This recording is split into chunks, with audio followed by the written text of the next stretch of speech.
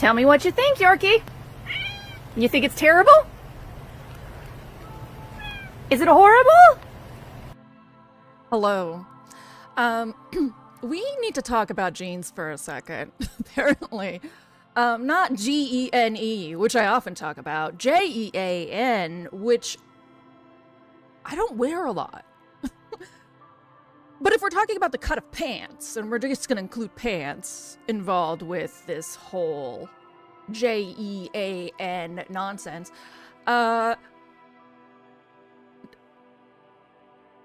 ultra wide is trash unless you're really skinny. Boot cut, fine. Skinny, if you a big bitch like me and Megan, looks good. You a skinny bitch, looks weird. My opinion. Flare, comfortable. Very comfortable. You got hips, it mirrors the hips. Makes you like a hourglass. Flares. The shit. Jinkos should not be part of the equation. I'm sorry. Jinkos and anything like that, we should burn. And you fucking hipster Gen Zs who think that it's cool and are bringing it back, I hope your chokers dig into your necks uncomfortably everywhere you go. Just like that tiny little eek at all times. A flared yoga pant, exactly, sexy and comfy. Megan, I love plus side baddies who can rock a wide leg pant, but it's not me. Me too, Megan. I think most plus size baddies who can rock a wide leg, I always want to be them, but I am not proportionally them. I'm always like, I just look like a box.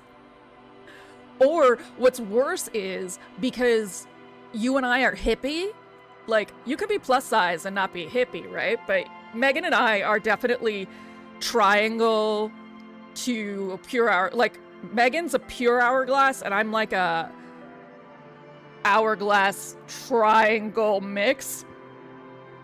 We just end up looking like a box. Because our thighs reach the outside of the wide leg. It's just weird. Go wide. They don't exist. If there were like, okay, if there were really dope palazzos again, like if Jinkos and palazzos could have a baby, I would support them.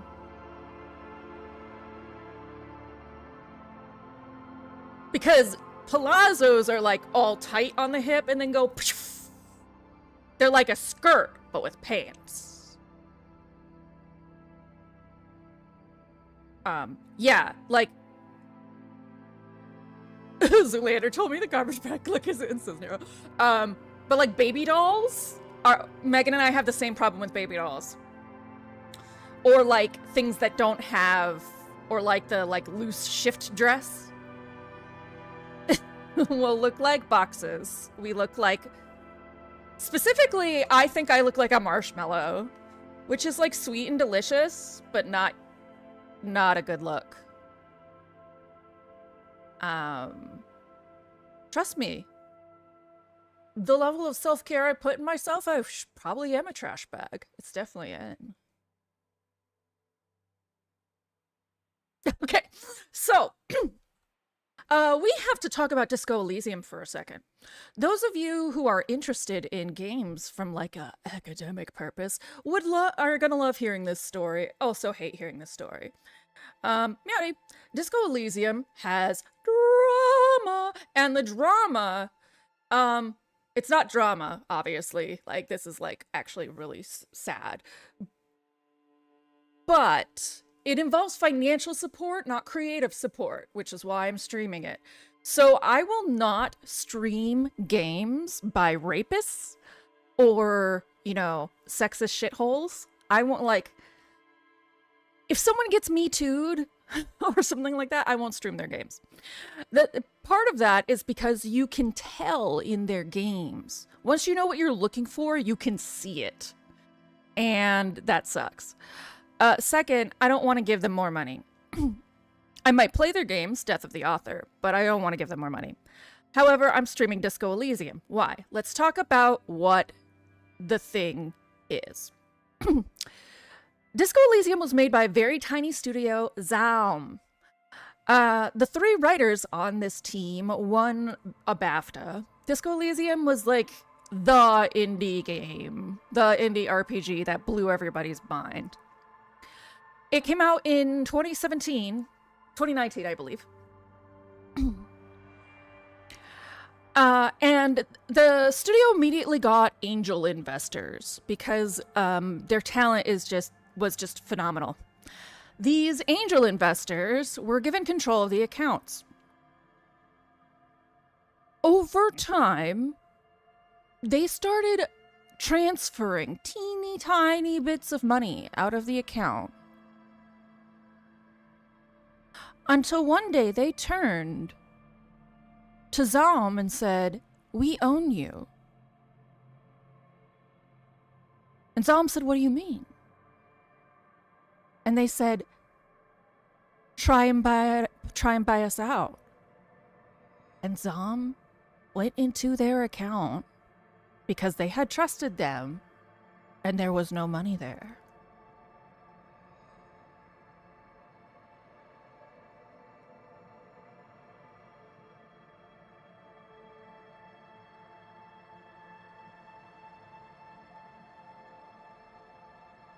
So,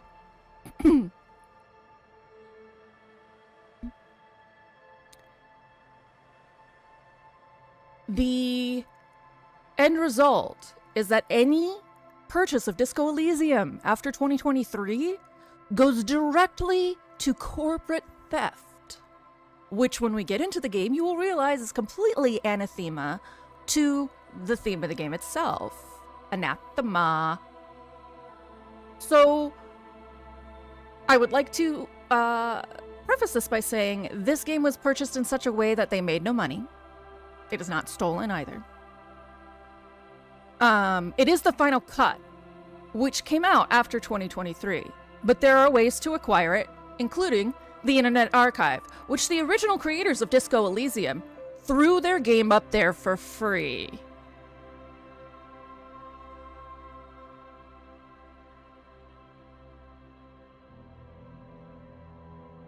I knew you were, Zoom. It's another word that I read first before learning how it was pronounced. So this game you can find, at least as of February 2025, for free from the original creators. And if you end up seeing this and wanting to play it for yourself, because I believe there's only one ending. I've never played it, but there are many routes to it. It's got a lot of replay value. If you end up enjoying this game and wanting to play it yourself, I highly recommend getting the final cut. It was released with the creators working on it, and it's far better. But I recommend getting it through the Internet Archive. That being said, I will be reminding people before each stream that this was not acquired in such a way as to give the thieves money. And I will be timing out strangers who come in here and try to tell me this story over and over again. So it's not Hildy being in a bad mood, it's Hildy being like, assume the streamer knows the things.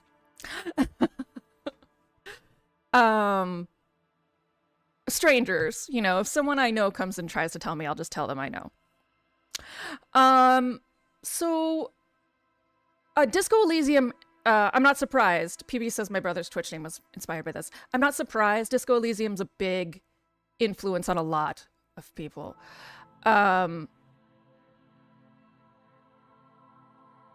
Yes. I actually believe I did. If it doesn't go off today, then I fucked up somehow and it'll be on next Saturday.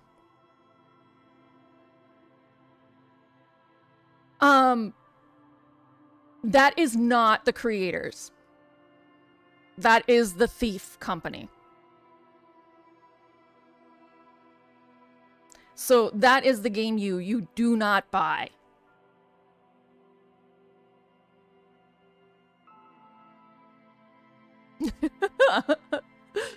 All right, now we're just getting into it. So, at the end of American Arcadia, we had a discussion about what should be the next game. And we realized that somehow this had gotten a sort of vibe this Saturday morning, and we couldn't quite explain it other than like storytelling with high stakes, maybe. So we were going through my alphabet list and landed on Disco Elysium. So let's get going. I am a vibe.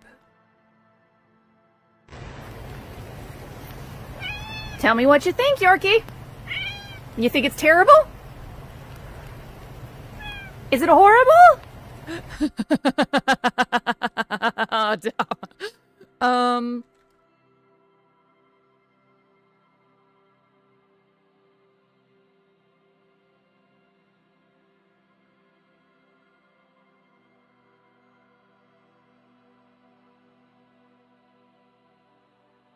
Because they had a legal settlement in 2024 that pulled out most of the news about it, there's really only like one YouTube video and an article from pajaba.com if you want to read more.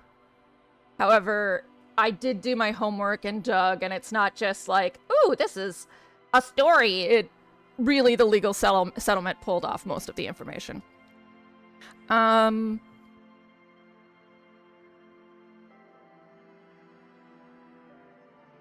Let's get started. I'm really excited. I've never played it. New game. Oh my god. Okay. Thinker, extremely intelligent, very bad with people, knows interesting facts, comes up with original ideas. Intelligence, psychology. What is FYS? Oh, it tells me physique. How well your body is built. Your power... Oh, psyche. The power to influence yourselves and others. Motorics. How well you move your body. Okay. Sensitive. Very psychological. A magnetic personality, but unstable. Might begin to lose his mind. Oh. Physical. Extremely physical. Interacts with the world through his body. Gets things done, but dumb as a rock. Create your own character. Plus encyclopedia.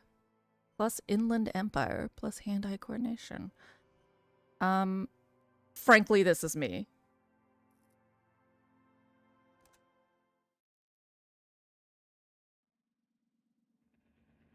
The Furies are at home in the mirror. It is their address. Even the clearest water, if deep enough, can drown. There is nothing. Only warm primordial blackness. Your conscious ferments in it, no larger than a single grain of malt. You don't have to do anything anymore. Well. Lizard brain. Hello. Ever. Never, ever. Simply keep on non-existing. An inordinate amount of time passes. It is utterly void of struggle. No ex-wives are contained within it. Oh, is that about the X something? An awareness creeps up on you. A mass lies hidden in your dead angle, soaking in some lurid acidic sauce. It's bloated and shameful. A ball of meat surrounding you. This is a terrible line of questioning, and it will only lead to more awareness of the meat thing. Being a meat sack is the worst. Plunge back into the fathomless deep. There, no ball of meat, no light in the formless nothing, just night swimming. How about you cough up some more of that sweet oblivion? Coming right up, sir. Smooth passage. I want to get off now. I like pain and burning light and wanting things from people who don't want to give them to me. Allons-y! Let's go! Alright. Nothing town to fuck all borough.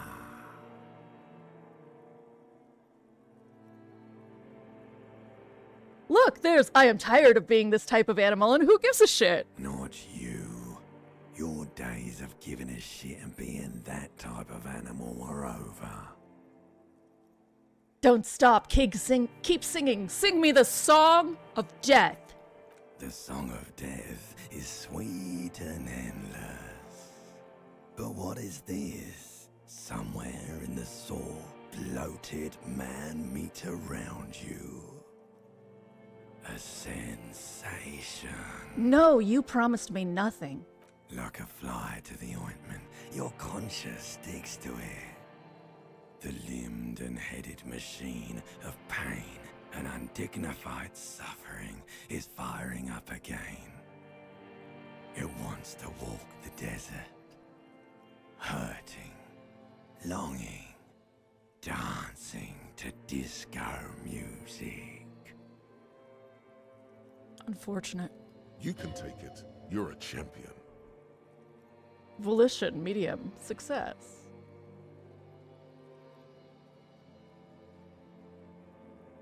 Mother, help me. There's a head attached to my neck, and I'm in it. The stench of liquor rises from your mouth, and with it, an ungodly headache. Who am I? What sort of creature does this to their own mouth? A fiery streak penetrates your skull, trying to force your eyes open. It's a sound, a clarion call from hell.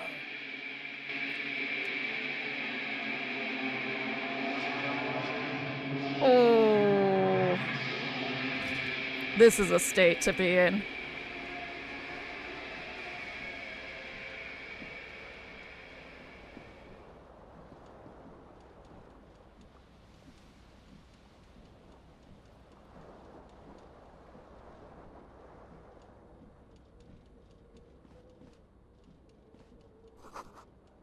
This magnum-sized bottle of Commodore Red is empty. Oh, it was red wine too, my guy. Looks like someone tore out the tape while the song was playing. This reel-to-reel tape player's still on, rolling him. Seems like a competent sort of guy. Hold tab to highlight. Oh. There's things to look at. You see bottles in the bathtub, wine, beer, and sweet liqueurs.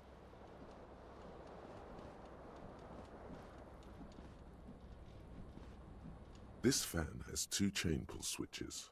One ends in a tiny fan, the other in a light bulb.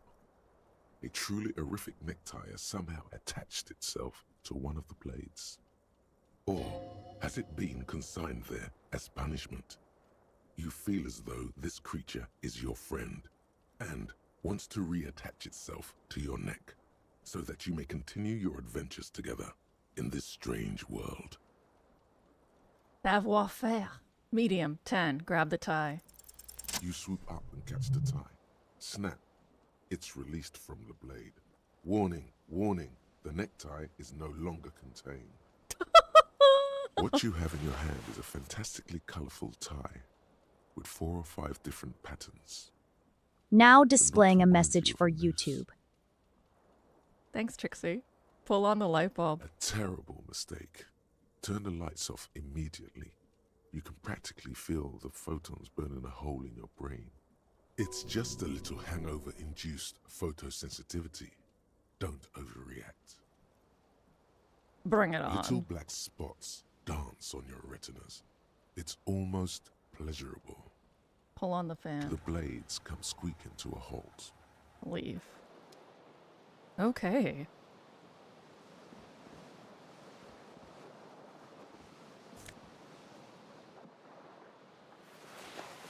Item gained. Disco ass blazer. Item gained. Flare cut trousers.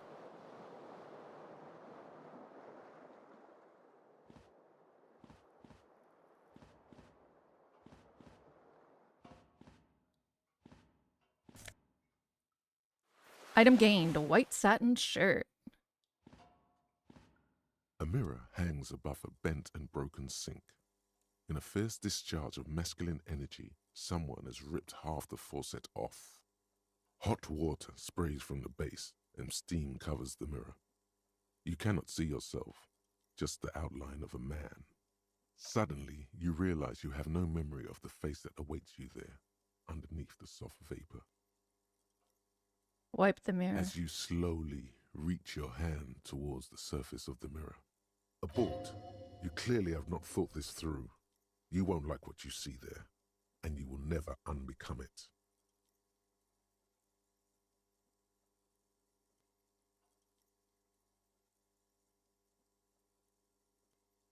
Sulfite hangovers are the fucking worst. Yes. Maybe I should touch it first. Make sure there's nothing wrong with my face. Yeah, there is definitely something wrong with it. How bad could it be? Where to even begin? There is the bloatedness, then the swollenness. It's like there's an upholstery of alcohol underneath your skin.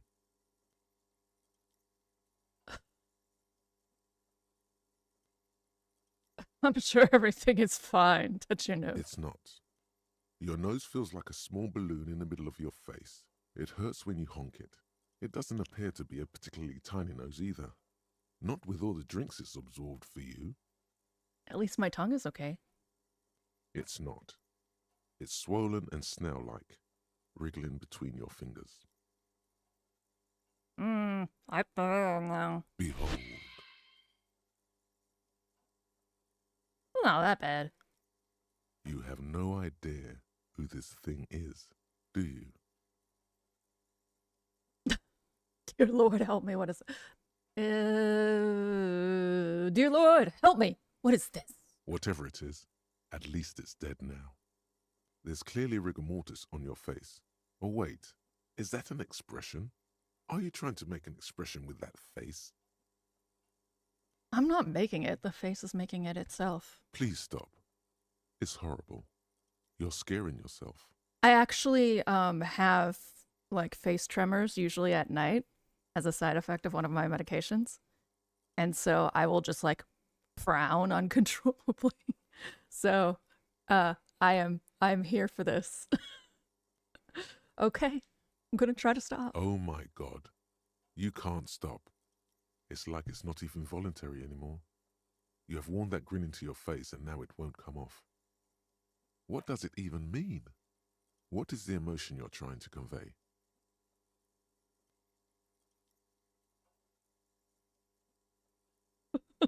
Suppose it looks. I'm afraid it's meant for the ladies.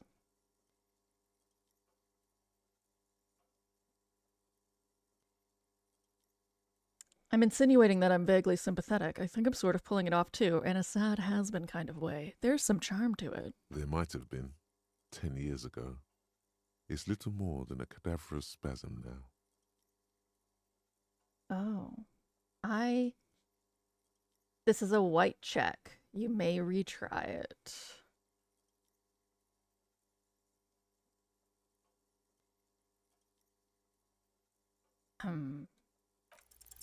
It's too late.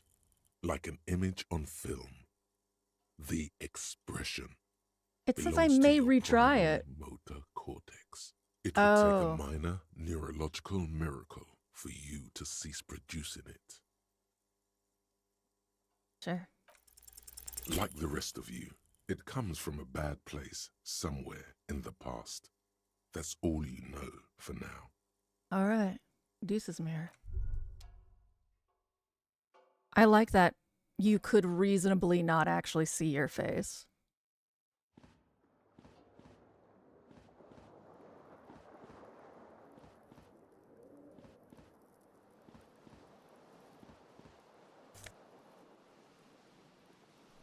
Green shoe, left foot. Ah, god damn it. Where's my right foot?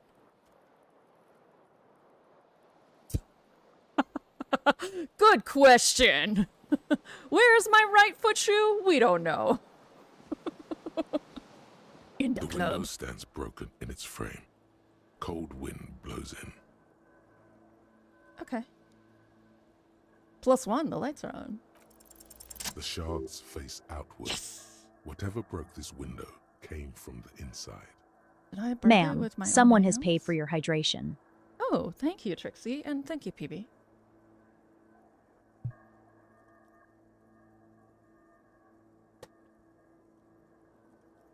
A fine web of scarring covers the back of your right hand, but none of it is recent. Ah, from all of the windows I have broken. What did this then? More likely a projectile than a held object. There are no fragments on the floor from pulling a tool back in after impact. Oh, yeah, Dama, sorry, I didn't respond to this earlier, but I've done that before with games Victor's played. So, like, when I say things, when I play 9 Years of Shadow, like, oh, I remember this, it's because that was when I looked up from whatever I was doing to be like, oh, that's a battle. Same with Hollow Knight. I watched Hollow Knight that way. So it was still fresh because I'd just look up and see, like, the 6 knights or something and be like, ooh, that looks terrible. Let's assess the size. It is too large for a bullet, yet too small for a piece of furniture. You're looking for something heavy and larger than your fist. Heavy and larger. The single green shoe you found fits the hole almost as well as your foot. It would have also been heavy enough if thrown with force. My shoe is outside. Congratulations. You smashed the window with your own shoe. Now you only have one. If you're lucky, you could still find the other one on the balcony outside. The door to it should be outside your room. Maybe it wasn't me? You mean someone else took your shoe off and smashed the window with it? Bro, I could have took my shoe off and then someone could have picked it up. Should go and get that shoe. A cool wind gushes in. Your toes curl up from the cold. Task gained. Put on another shoe. You hear a jingle. Keys are clinking in the pocket of your flare-cut pants. Fish 'em It out. says, whirling in rags, on the aluminium key ring. There is a single key on the ring.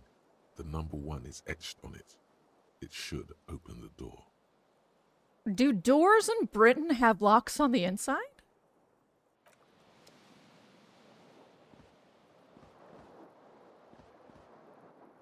La Parbat, 26 degrees centigrade. Aired. I know. Flare cut pants are the shit. Oh. Redefort, 15 degrees centigrade, dull. Oh, that's the radio. The calendar says it's March. The year is 51. Hello, officer. The young woman raises a cigarette to her lips. Miss Orange Disco Dancer. Okay, this is not British. This is Dutch. Officer, am I military personnel? Turn your bloated face away from her beauty and just keep on walking. No. She seems perplexed by your question. There's only one solution to this. You're a businessman. Why did you call me an officer? Because you're a police officer, sir. You're shitting me. I'm not. Unless you've been shitting us all this time. All this time. You've been here for 3 days. On official police business, no less.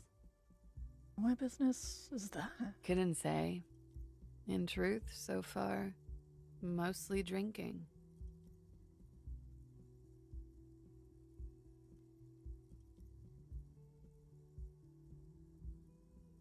I don't actually want her, though. Who in their right mind would let me be an officer of the law?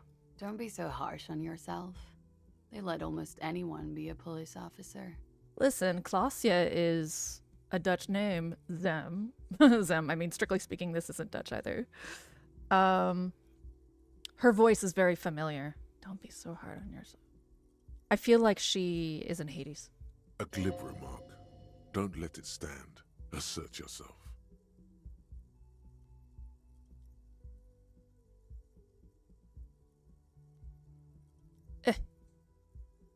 Better let it go. Retreat is not a winning tactic. Yeah, shut up, authority. I'm not gonna ask her anything else. Of course. Be careful, officer. They don't like the police around here. She looks back at you, a light glinting off her eyes. Goodbye.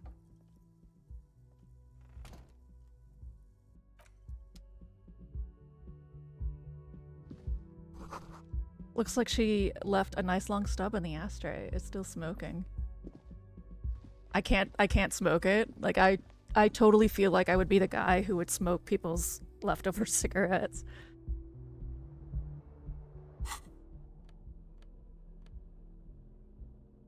Okay. Find my other shoe. Two shoes are better than one. Unite them again. Oh, okay. It's on the balcony. Yeah. Right here.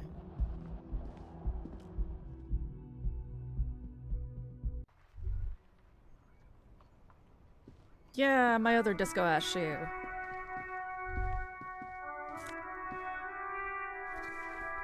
Item gained. Green snakeskin shoe. A gust of briny wind washes over you. There they both are. Two identical shoes, both copiously green and indiscriminately snakeskin, reunited on your feet. These don't look like normal cop shoes. It's pretty clear a normal cop is not what you are. How do they fit? Good, they're balanced, comfy. Feels like the only good thing about you right now, truth be told.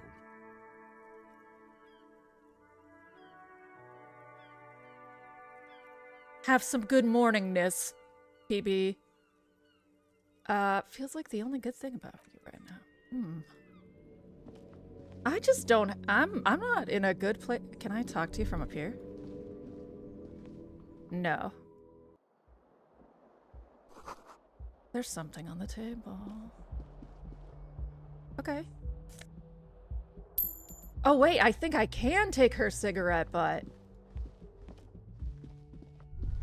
Oh, if I double click, I move quickly. That's nice. You should pick that fat, juicy cigarette Yes! butt from the tray, light it up, and smoke the living shit out of it. Am I a smoker? Who knows what you are? A monster, a murderer, the gnome of Jeroma? You feel like a smoker, especially when you look at that juicy, succulent, seductive cigarette stub, still smoldering deliciously. She broke it at the filter. I can't smoke that. How very astute of you. This renders it ineffectual. You should look for a whole cigarette, or better yet, an entire pack. Strike that. A carton. Make sure they're all healthy and able-bodied. Then smoke them all. Bro, I already have a terrible hangover. I don't need to puke. The idea seems to make your neck expand. Suddenly, the garish tie feels very snug. All right, horrific necktie. I don't need your input. Or you could not do that. No one is making you. I should not do that. Good. They'll make you stronger and better. You're too old to be cool now. But find cigarettes, smoke them, blam. Instantly a cool renegade man. A mystical red dragon with smoke rising from his nostrils. This actually makes me want to smoke. That's how good this writing is. I smoked for like 2 months of my life because my parents were chain smokers. I don't actually I can start and stop pretty easily. And when I was working at a bar, they wouldn't give me breaks unless I smoked. This one bar. After 2 months, I said I shouldn't have to kill myself to get a break, and they agreed, and that was fine. I wasn't assertive yet back then. I was wee. But like, man. Plus, smoking them gives massive bonuses. Oh wait, Zem, today is Ren. Oh wait, no, Ren Fair's not yet, right? Fine smokes, and plus smoking them gives massive bonuses. Does it? I do feel like this would be the game to do that. This is the weekend edition of the satirical newspaper Trompe Le Monde. I mean, like, we're in France. That's for sure. All right.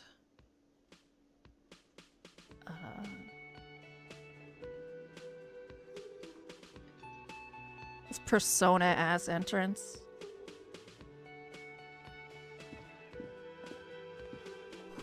This is where the lyrics would be. A big old karaoke mic just waiting for someone to sing into it. Wow, old school karaoke with like paper lyrics.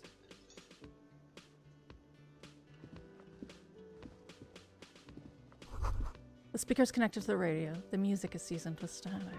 Hi, guy. You're looking at a taxidermy. A man in his late 20s stands behind the counter, inspecting a stuffed seabird. As you approach, he gives you a sideways glance, then looks down again. Zem says I will be getting more tobacco and a long stem pipe. You're gonna be a proper gent. That was disdain in his eyes. Even now he's purposely ignoring you. I'm gonna look at the stuffed bird. A competent work of taxidermy. The white and brown seabird lies among piles of coasters and drying mugs. One of its wings broken. The man is trying to mend it. Did it break it when it stole your chin, Garta? Looks like the bird was ripped off the shield that was used to mount it, most likely on a wall. Did I do that? I probably did that. Something about it makes you feel bitter. I did that. I super did that. Can I help you with that? Look, your buddy is over there. He looks at the doors where a man in a bomber jacket is tapping his foot on the floor. Why don't you go and talk to him, okay? I'm a cop. And I talk to whomever I please. He pretends not to hear you, concentrating on the bird instead. Something tells me you don't like me. Oh no, you're a hero. A real hero cop. You're being sarcastic. Am I? Or did you ride in, take the body down, solve the murder, and not trash my hostel room?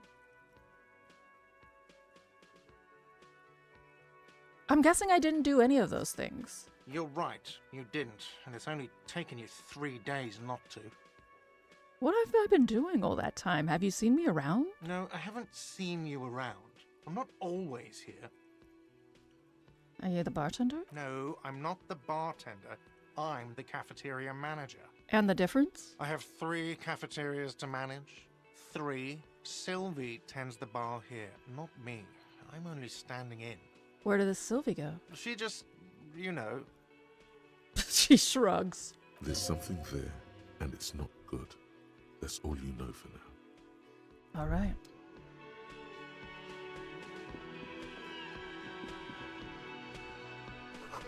The menu has been wiped clean. Only the word Monday is written on it. Item gained. Nosafed. This is a water cooler. A large bubble is rising to the surface. Wait, did y'all see the little guy I found on my way to work? No, I didn't.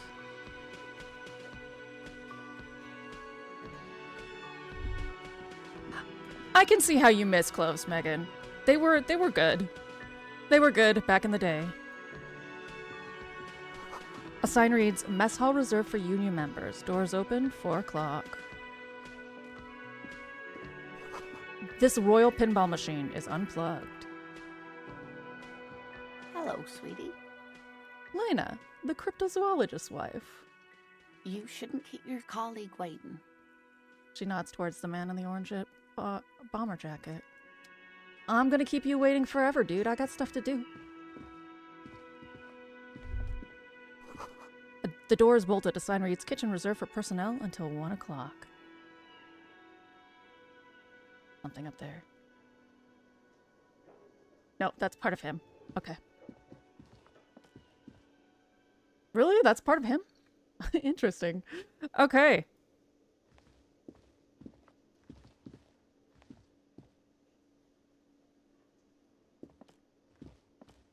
Okay. This feels like an emergency now. This is like a cute thing. Something happened. A cute thing happened. An emergency cute thing happened. Zem says he found a little guy on the way to work, and he was playing hide and seek.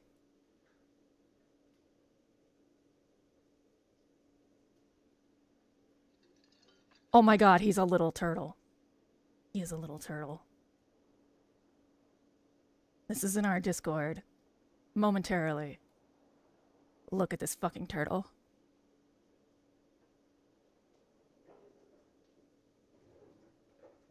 Okay. Hi, my guy.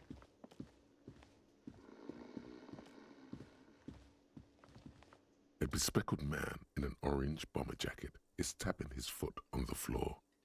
Looks like he's waiting for someone. You. Kim Kitsuragi. I'm already really interested in you. Your name is interesting. As you approach, he narrows his eyes and extends his hand in greeting. If an assault were launched on this building right now, if the windows came crashing down and the whole world descended upon you, this man would hurl himself in death's way to save you. You are sure of this, but why? Hold on. Who is he to me? He is your half-brother. Shake his hand. Hello. I'm Kim Kitsuragi, Lieutenant, Precinct 57. You must be from the 41st. Ah. Still my heart. A well-done accent. I don't know what to say. I'm in love with you, Kim. Marry me. You realize he's waiting for your name. This is your chance to come up with a really good name for yourself. Get creative. Conceptualize. Oh, it's a red check. Raphael Ambrosius Cousteau. It's very, very cool, but maybe just a bit too You ostentatious. instinctively run your hand over the multi-patterned silk of your tie. Its slickness gives you comfort and reassurance. A lot of people are in love with Kim. Yeah, I can see why. Immediately, I was like, I would jump in the way of a bullet for you, Kim. Don't worry, Raphael Ambrosius Cousteau is one classy name for one classy cop. Oh my god. My name is Raphael Ambrosius Cousteau. Yes, well, He doesn't even process what you just said, just moves on. it looks like we had a little scheduling error on Sunday. Saturday too, actually. Have you had time to talk to the manager here? Oh my god. They get a French-Japanese person. I'm gonna lose my mind. I love your voice. You mean him? Yeah, I just talked to him. If you don't mind, we should talk to him again. Ask him for a rundown of the area. Now that I'm here as well. I understand the scene is out back, right? It also wouldn't hurt to assure him the police are finally here. In full force, I mean. Have you mapped out the initial interviews? I have not. Okay, we'll have time for that after we take a look at the coroner's case. Have you removed the dead body from the tree?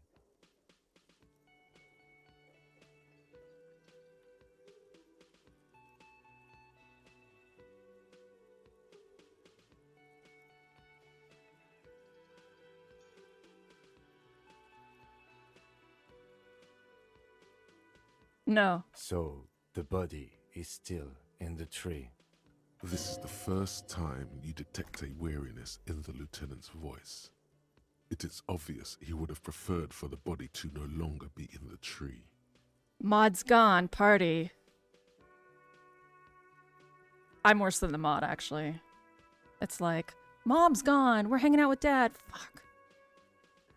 Megan, you can't tell me what to do. Where it has been hanging for 7 days straight. We should go there as soon as we are done talking to the 7 owner. days straight?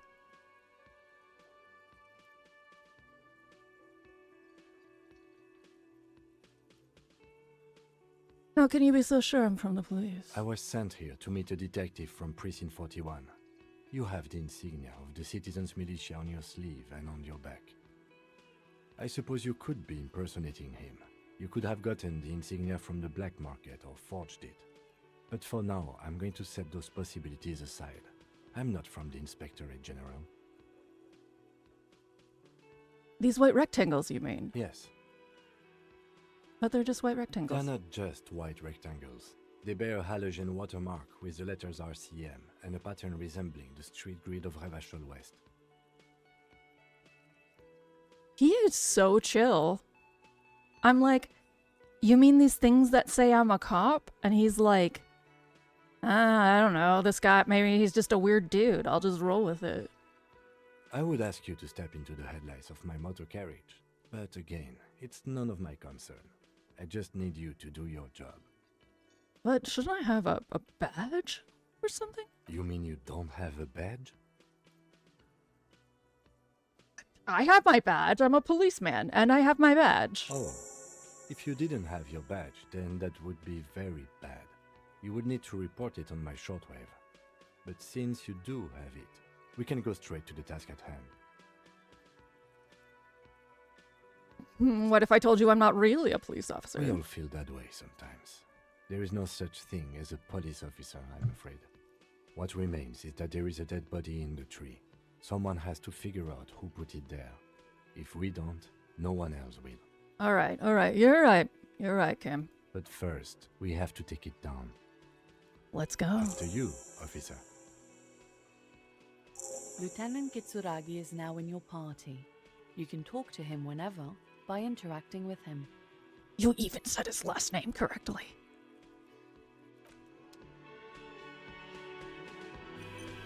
Okay, well, I'm supposed to interview the cafe manager. Now that I have Kitsuragi, let's see what happens. The man with the unimpressive beard notices you approaching. He drops the ledger he was holding and turns to the lieutenant. The unimpressive beard that grew on his missing chin. Mr. Gart, right? The lieutenant glances You into run his this little place. notebook. Yes. He responds tersely. I am Kim Kitsuragi from Precinct 57. This is an inter-district investigation, so joining me from Precinct 41... He looks to you, realizing he still doesn't know your name. I'm currently in between names. Fantastic. Kim is about to say something. Let him. Right. Now, I know it took us a while to arrive at the scene. It also took you a while to call us and report the dead body. It was you who placed the call, yes? No, I only just got here. It was probably Sylvie who called you. She usually works the bar here. I'm only temporarily taking over her duties. Do you have her number? As a matter of fact, I do. He looks behind a pile of coasters, finds a slip of paper, and hands it to the lieutenant. Very organized, your bar, sir. You said you just got here. From where? Are you a local? What, of Martinez? No, I live in Jamrock. I only sometimes come here to keep an eye on the place. This is just one of the many, many cafeterias I manage. Oh, the many, the three. But you still know your way around, yes? In case we need directions. Yes, I know where some things are, but as I said, I don't live here. I just used to work here. And I'm not going to start working here again, if that's what you think. I didn't imply that. Detective. Who, me? Yes, Detective Cousteau. I have everything. You? He says the name with a purposefully straight face. Oh, you mean, do I have questions? Yes, he means, do you have questions for me, like a police officer would? Why did Sylvie go away? She went away because none of your business. This is the second time you've avoided the subject. Oh my god, what is your obsession with this Sylvie person? Get over it. Maybe it's he who's obsessed with this Sylvie person. Certainly sounds like it. Who killed him? I don't know who killed him. I'm not the police. That's your job. Did you kill him? What are you, crazy? Of course I didn't kill him. Suddenly you tense up. Blood is being pushed to your muscles. You should hound him on this. Hound him hard.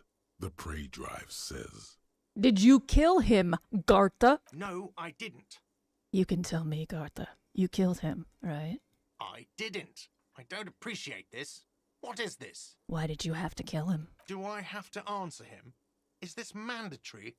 The lieutenant stands motionless, his expression unreadable. Did he hurt you? Is that why? Did you get some kind of sick kick out of killing him? What are you, an idiot? I told you I haven't killed anyone. Anyone? Have you killed someone else, then? He ignores you. Whatever, Let's go. fuck you. That's completed. Interview cafeteria Not manager. so fast. You owe me 130 real. I owe you nothing. No one is saying the multi-pattern necktie you found tied to the ceiling fan can talk. No one. It must be merely imagination. But Let's bail! Time to push the eject button!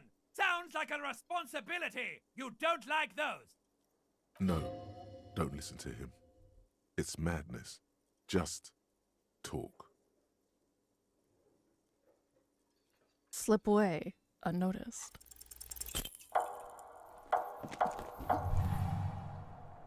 One moment you're running like the wind. Then you've suddenly turned around and are giving him the finger, furiously, with both hands. Why? The lady in the wheelchair is right behind me, isn't she? That's true. Yes. And it's It's worrying. worrying. But let's not fixate on it. Look at that stupid bartender instead. He has no idea what's going on. You and your fuck you fingers floating in the air. Barkeep's got his mouth agape like an idiot. You showed him. Why did I do this? Why did I have to use both my hands to flip him off? Why both? Watch out! No, lady.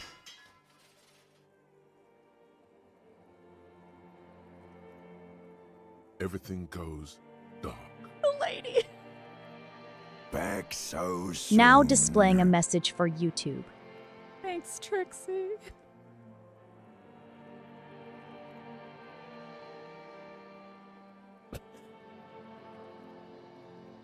I already died. We're about to enter ads. This is the kind of game where I feel like during ads I should probably wait.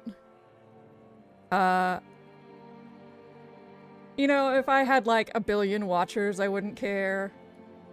But I think I only have 1 subscriber here today. It's not fair to just like blow through story. So we'll wait. I'll just suffer quietly about passing out after hitting a lady in a wheelchair, flying backwards, flipping them off. The thing is, as a person, I do this all the time. I even like...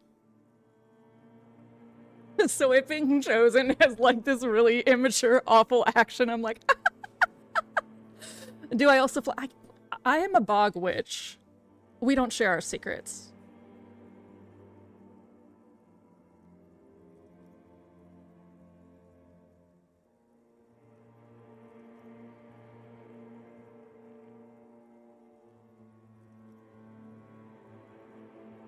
But no, definitely not into wheelchair users. We are very anti-ableist in the bog witch community.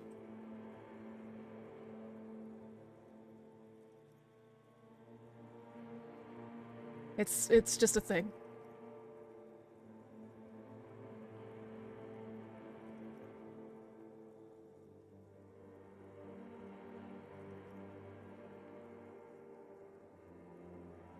I mean, our potions are very specific. None of them are fly backwards into a wheelchair-bound old lady.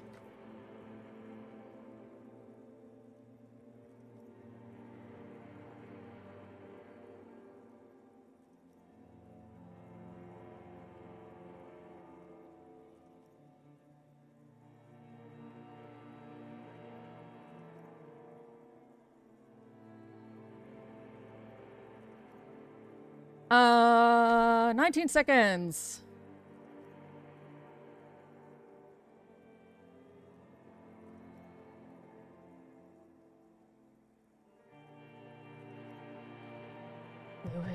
We wait. Gamma, in capitals, I was stuck in a dangerous game where I really needed to use O, O, and A, and really wanted to use C, S, and E. So I just started throwing prefixes on Aetius, Aetius and landed on Poaceus. Grass-like.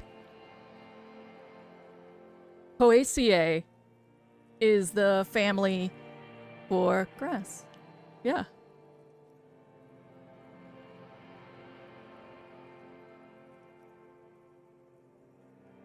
You're a grass type, Dama. It was no accident. Those were disco moves from your spinal cord. The spinal cord has yet to reveal itself to you. Its mysteries are unholy mysteries. Wow, there's more of you hidden? I'm so cool. I don't know, that just comes off as a lazy effort at reconceptualizing the antics of a shambling drunk. Yeah. We're gonna be full of wonder. Way cool. Cooler than the bottom of the sea. Too cool for this world.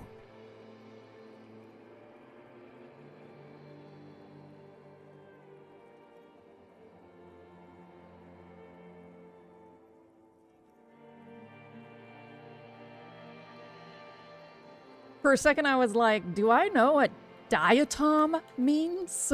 Because I know what diatomaceous earth is.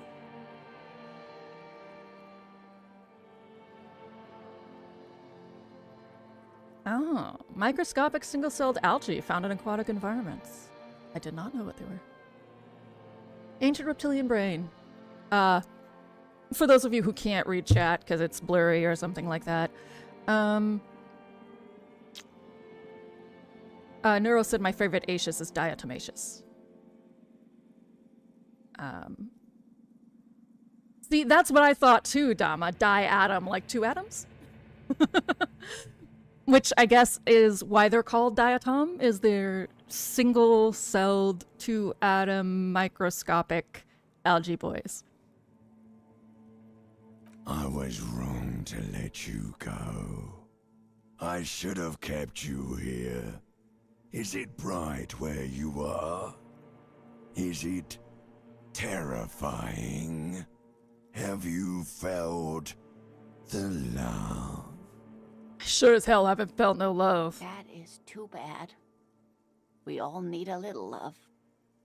Are you okay? Oh. No, you have sustained a trauma to your lower neck.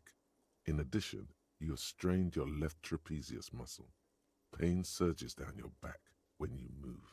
Are you okay? The chair took the brunt of it. Don't worry. Are you sure, ma'am? Yes, yes. Check on him. Kind old lady is kind. Sir, I didn't mean for this to happen. I'm sorry. This has always been a cop-friendly place. The man seemed shaken by the incident. The drinks are on the house, okay? There were a lot of drinks on the tab. I still have to charge you for 3 nights and the broken window, though. That's 100 square. Cool. Not entirely cool. You still owe me 100 real. If you don't have it by tonight, I can't let you back up there. He points upstairs towards your room. And for God's sake, watch out for yourself.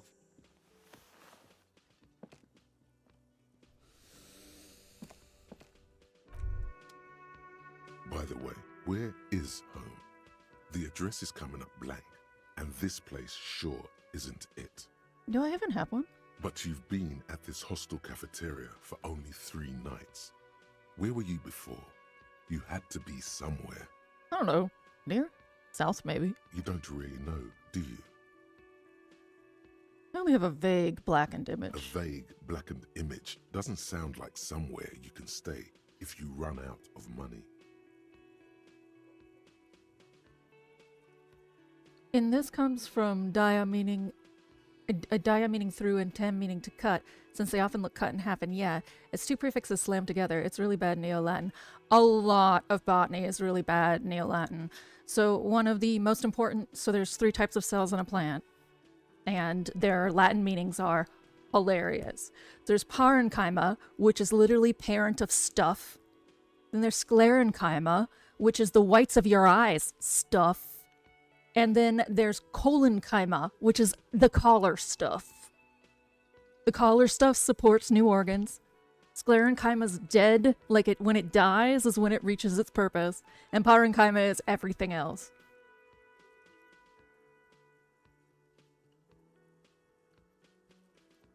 I'll live in a dumpster, I don't care, fuck everything. Hobo cut now. Can I trace the way back somehow to the exact street, the exact number on a building? You can try.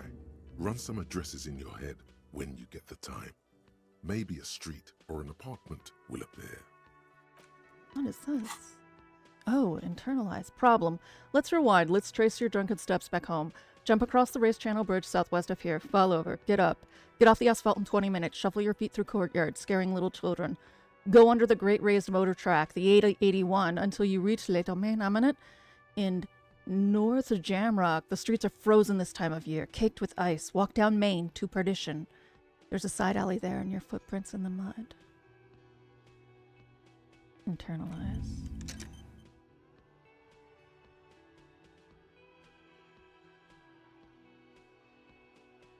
Oh, interesting. So this is like I just have to have patience kind of thing. That's cool. I have bigger problems to do. Research time, 6 hours, 5 minutes. Okay. Can I leave the menu? I can. Oh, cool. Next up. Next mission. Pay for damages. Who made the call? Reporting the crime. Inspect the victim's body. Report your badge. Okay. Got it. Looks like I have 40 real. The humors, or in Japanese, mono. Ah. I'm gonna say, he said it was in the tree, so we're gonna go to the tree. Summer door closed for what? Oh, are you kidding? Every door in this place is fucking closed.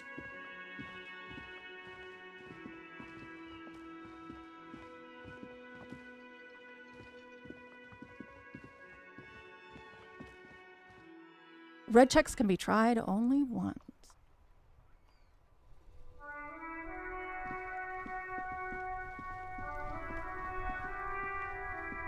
The RCM in Martinez. What can I help you with? The young woman looks up at you. You sound surprised. We don't see a lot of police around here, that's all.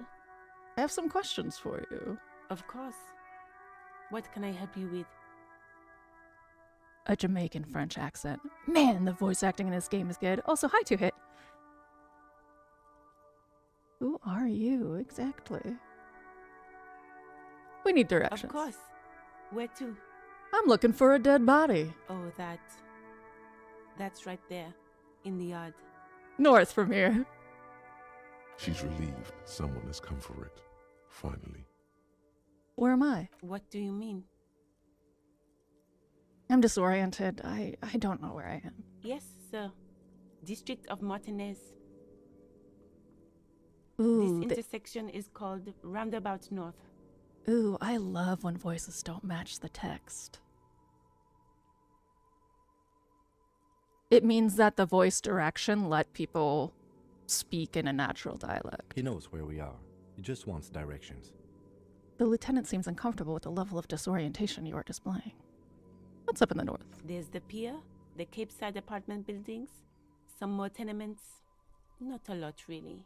And in the east? The harbor gates. Some kind of commotion, I think. I don't follow the local politics. A fleet store, too.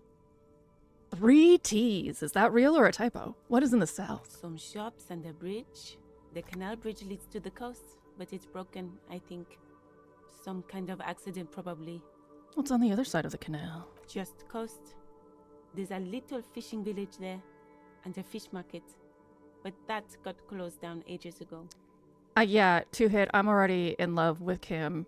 At the moment he opened his mouth, I was like, is that an like actual Japanese accent?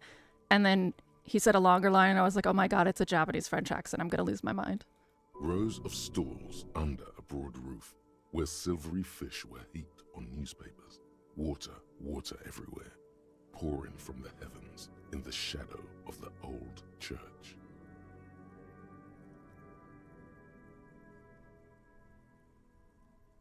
What kind of a fish market is this? I don't know. The abandoned kind? It used to gather every spring, but there's nothing to do there now. Just drug addicts. And in the West? It's just water. No, actually, I think they call it the Martinez Inlet. There are some islands in the bay, but they're hard to reach. In the West is the miracle.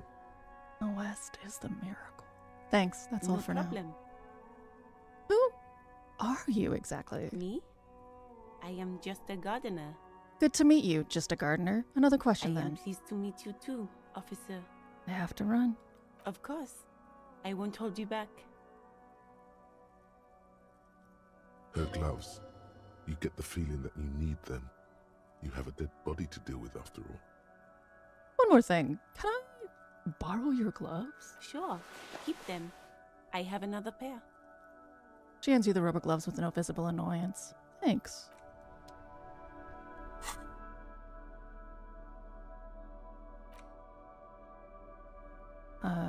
Gloves. I said wear the gloves. +1 interfacing. Bye-bye, bugs.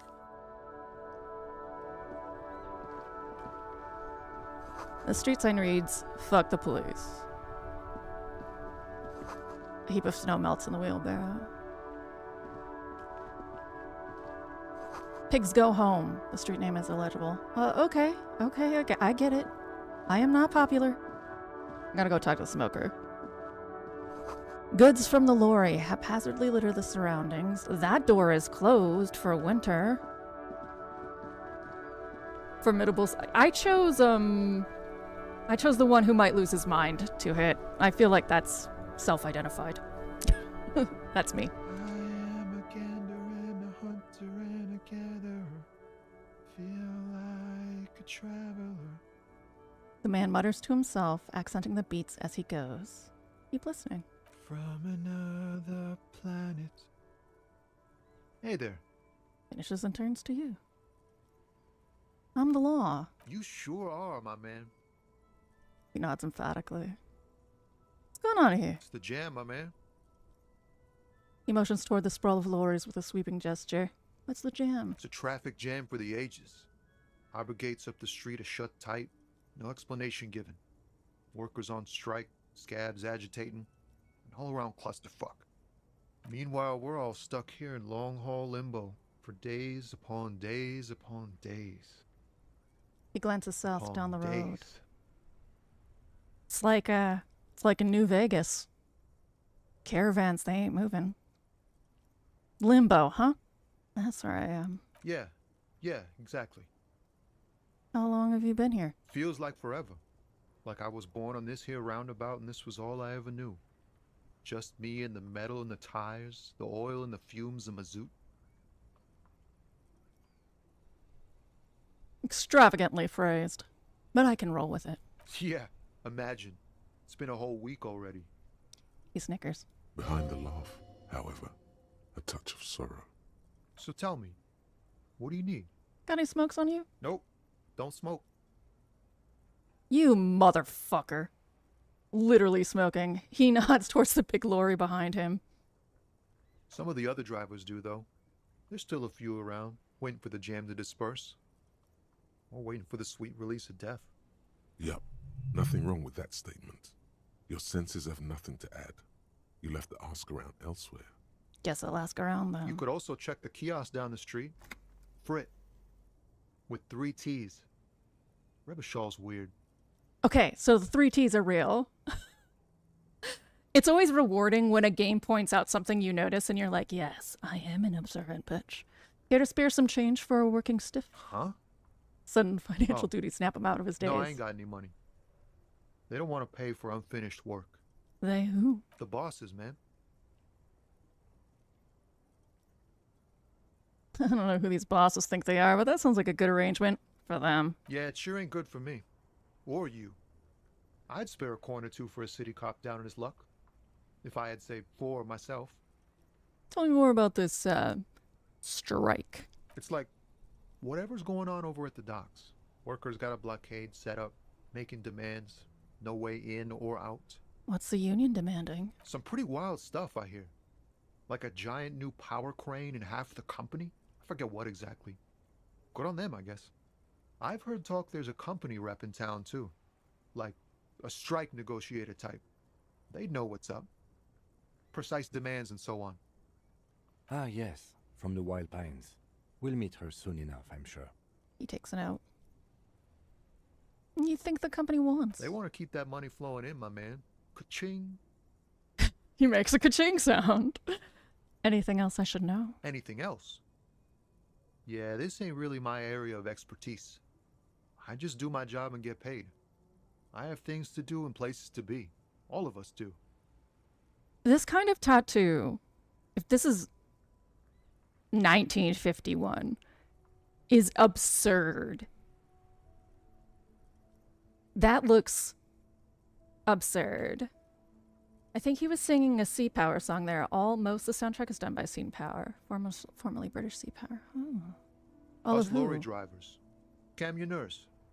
You still hang around here waiting for this mess to end. Most have scurried off somewhere to get drunk or high. Or laid. Not that I blame them, really. Not you? Not my thing. Chasing transient pleasures is a drag these days. I prefer the examined life now. Thinking, reflecting, observing.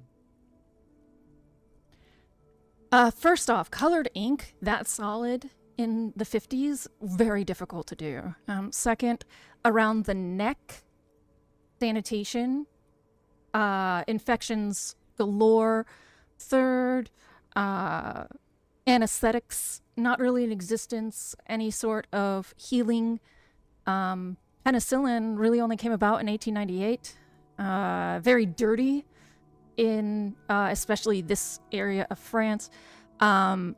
Getting a tattoo for that long around your shoulders and chest, unless it's that it's solid, right? You can see in the Asian tattoo history a lot of very bright, colorful tattoos, all body, right?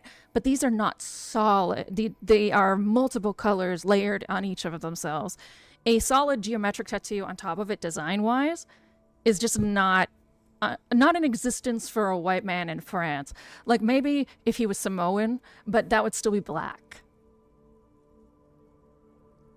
So artistically and functionally, this is anachronistic. As well as he's got on the side of his neck, unless he were a sailor for a great deal of his time, but in the 50s, this is just about done. No one would tattoo the side of your neck.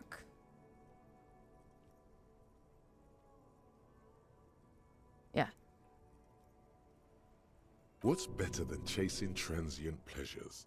The more transient, the better. When one's ended, you can get onto the next one. Know anything about the dead man? The one hanging behind the hostel there? He ain't one of us drivers. I know that. All accounted for. Otherwise, I haven't really asked about that. Been wasting time right here. Keep him busy. Busy? With what? Analyzing the fundamental structural and psychological conditions of being stranded in the midst of a sea of motor lorries and their sad, despondent chauffeurs. I understand that you are basically Godot. Like, no one has to tell me that. I absolutely know that by the end of this game, I'm going to be talking to God, and that's going to be Tommy Lahome. But you don't have to be that overwrought with it. And your A conclusion? sense of surprise there ain't more bodies hanging from more trees. What are you hauling anyway? Oh, high-grade narcotics, illegal firearms, stuff like that. Time to arrest him. Wicked. I've always wanted a friend in the underworld. Ha, no, I'm joking, my man. Found runs a nice, clean business. This haul of cargo is mostly sporting goods. You know, tracksuits and that kind of thing. They usually get shipped to Grodd in the Occident. Though we've been making headway in the Ilmaran market lately. Can I get one of those tracksuits? We're pals and all, but I can't just freely hand out the merchandise. The bosses won't be happy. So nothing illegal? Not unless they've illegalized sports equipment while I was on the road. That's your machine behind you? This rockin' beauty. Sure is. Like a rash you can't get rid of. You interested in heavy-duty cargo machinery? He points at the lorry with his thumb. Yeah, lorries are pretty neat. Neat. For carrying large quantities of cargo a long distance. These found tracksuits need to find their way to the kids way out in Wamrau and Loran Bird somehow. There it is again. A little touch of sadness beneath his cool. He thinks he's spent too long in this lorry. Right. I had another The question. man taps his fingers rhythmically against his arm. What do you see in his eyes? In his eyes, an unfamiliar longing. Flecks of brown and gold. Familiar how? It's hard to say. His gaze wanders southwest, down the street that goes beyond the horizon. The road continues for miles, flowing together with other roads, turning into causeways or bridges, ending suddenly in dead ends, or ramping up or down highways. It forms a crisscross pattern across the land. Where does it lead? Above the Jamrock Quarter, in the form of a raised motorway, and then the never-ending sprawl of Forburg, high above buildings, new and old, the air filled with the rumble of motor engines. Further. To the old south, to the farthest outskirts of Revachol, through the checkered fields of farmland, upstream to the river Esperance, past Montmartin, the border approaches. What's beyond the border? You cannot see. It's out of the city. Up ahead, the mist blocks all sight. A gale blows across your cheeks. It is cold. Before you stands a tall lorry driver with sad eyes. What's in the southwest? Excuse me? Hell, I get longing. I've felt something similar since I woke up. Man, I don't know what to say. Not much anyone can do. There's no helping in absence, you know. I miss my family. They're all I have. My wife, second kid on the way, waiting all the way in Diora. And here I am stuck in this shit, so far from home. Diora? Diora of the Seven Seas. It's on the other end of Le Caillou, pretty much. On another island called Laurentide, off mainland. We've got a little place there. Can almost hear my kid laugh when it snows. What's it like to miss someone? What's it like? Good. And bad. An ache that brings you joy. I think of them a lot. I dream up these silly scenarios in great detail of living with them. It comforts me. What about you, Cop Man? You missing someone? There's a pause and a sigh, then he turns his eyes to you. Is that what it is? This feeling? No, it's scarier than that. You're pursued by a hunter, smelling of apricots and sorrow, and the past.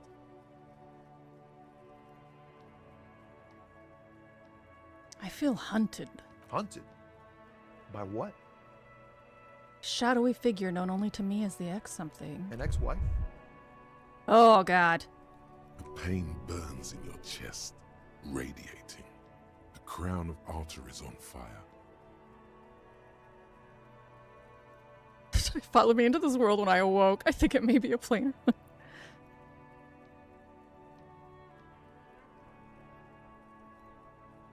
Whatever it is, one thing is for sure. It's not my ex-wife. Still, a shadowy figure.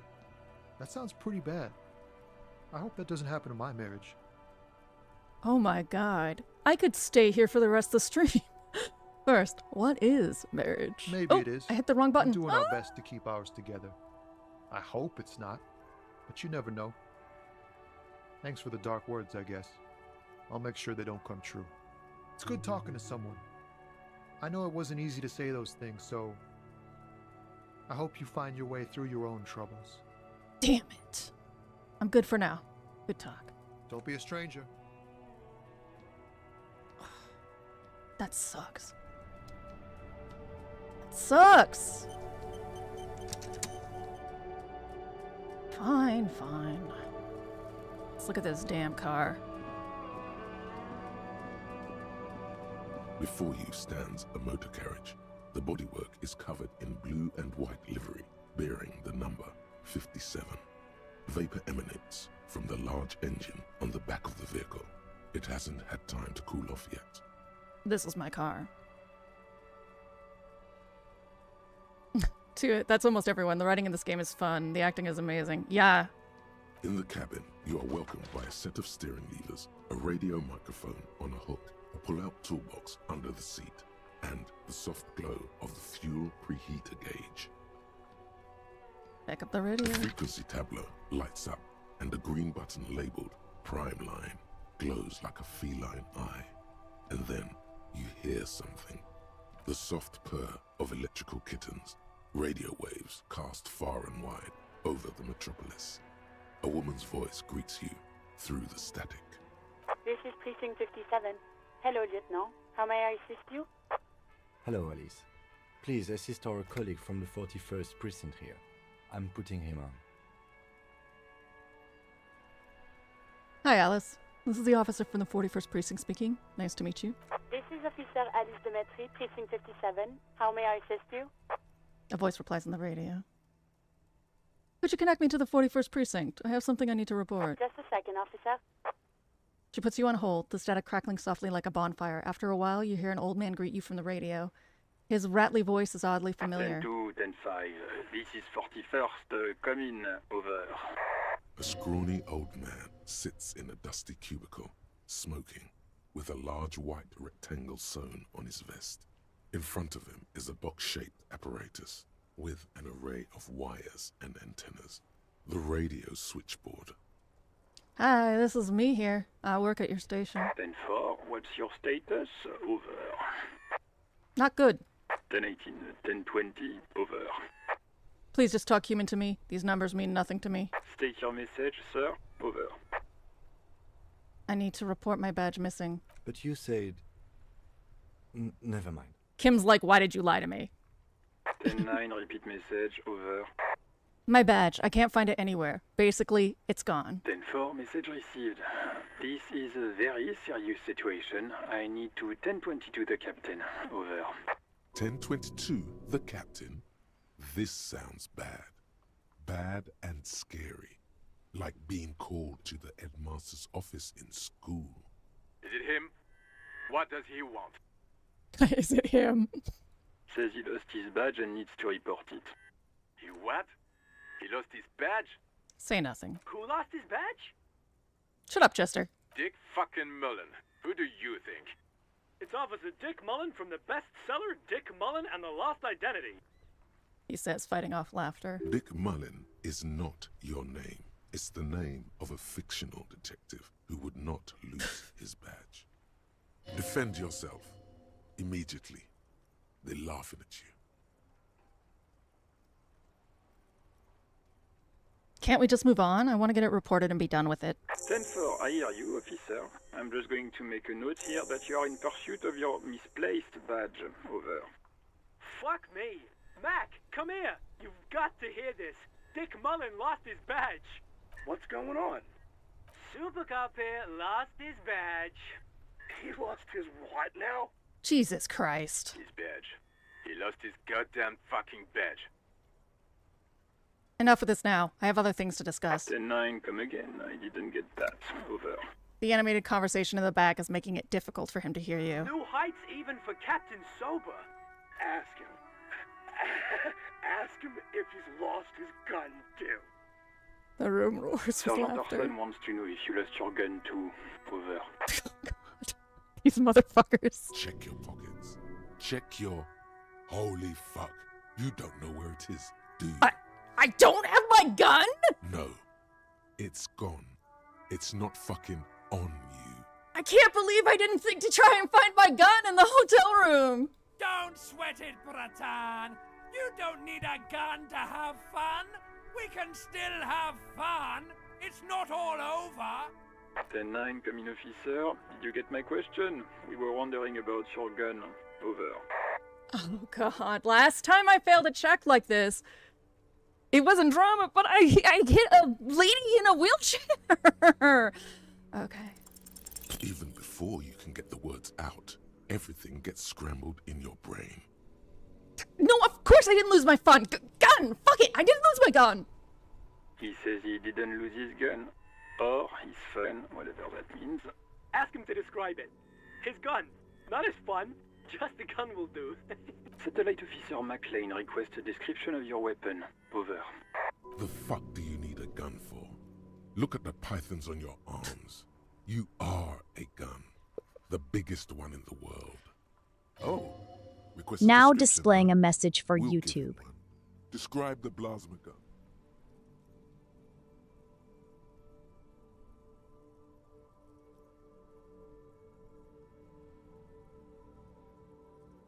For starters, it's massive. Got flared cooling vents along the front and hydrogen flasks sticking out too. 10-9, come again, please. Over. It's got a magnetic accelerator, an arc that accelerates the energized ball of periwinkle blue hydrogen-based plasma to near light speed. I'm going to need to put you on speaker for a second. Over. In contact, it detonates with the power of a dying star, erasing every living thing from existence. Oh, and did I mention it is dripping with sexy blue plasma? The officer is describing his genitalia in exaggerated terms. Over. Host in heaven. Did he lose his gun and his mind? Dear God, he lost his gun? Oh my, I can't. Mac, I'ma punch you when I see you. This isn't really a laughing matter. Mac can face a giant of Coco Nur by himself, but Disco hit him piss his pants. Oh, I can't. Fuck. He lost his ass, but he still got his wiener. I'm not going to. Ask him. Sergeant Orson here is wondering if you are still in possession of your genitalia. Over. Now is a good time to say fuck and ass and so on. That'll make this all right. I left it at his mama's after I fucked her ass all night. Tell him that. That's a negative. Not going to say that. Over. What's he saying? Share with the class. He said he sodomized your mother. He said he sodomized your mother. The prick ate Mama's vanilla waffles at the captain's birthday party. Some nerve he's got. Sure her vanilla waffles were the only thing he ate? Shut up, Chester. This isn't funny. This is my mom we're talking about. Tell him to apologize right now. Sergeant Orson requests that you apologize for the claims that you made about his mother. Over. If you don't like the fallout, don't fuck with the Firewalker. Mac, he says you shouldn't have antagonized the Firewalker in the first place. This poor man, but Jules is just like, pardon?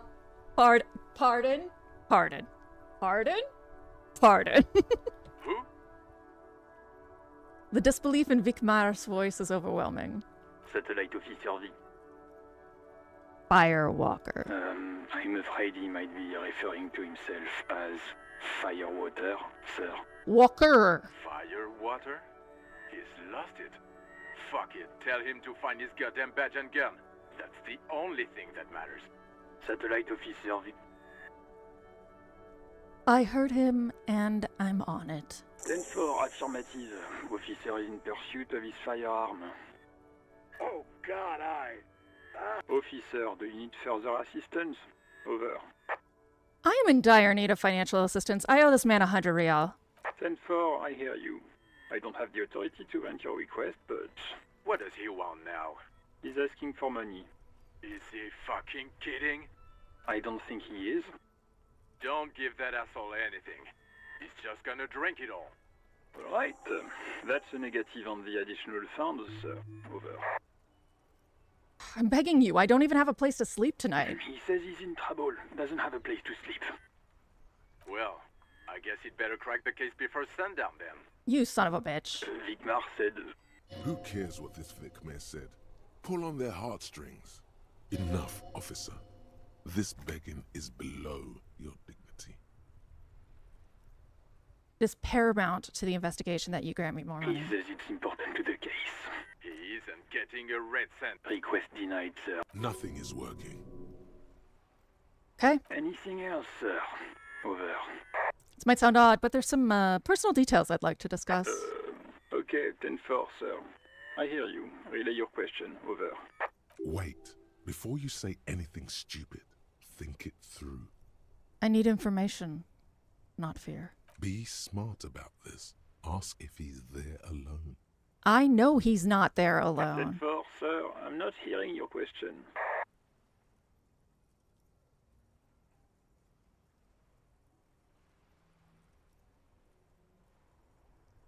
Have I ever told you about my life before the art? Oh.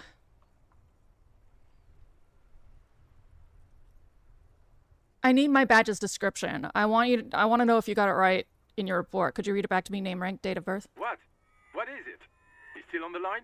He wants to verify the information. But of course, it says Dick Mullen. Oh my High god. General of the Revacholian Cavalry. You're not helpful. Tell him to stop wasting time. Whatever, fuck you guys. What do you need, sir? Over. Are you alone in the room? That's a negative, sir. I got a 10-12 here. Over. Any news about my family? 10. You probably don't want to continue on this road. Nothing. Never Come mind. again, sir. I didn't get that. 10-9. Over. Please refer to me with my full name in the future. 10-9. Repeat message. I didn't get that, sir. Over. Stop calling me sir and just use my real goddamn name, will you? What? What is it? He seems intoxicated and keeps asking me to call him by his name. Mullen's drunk and emotionally aggressive. That's new.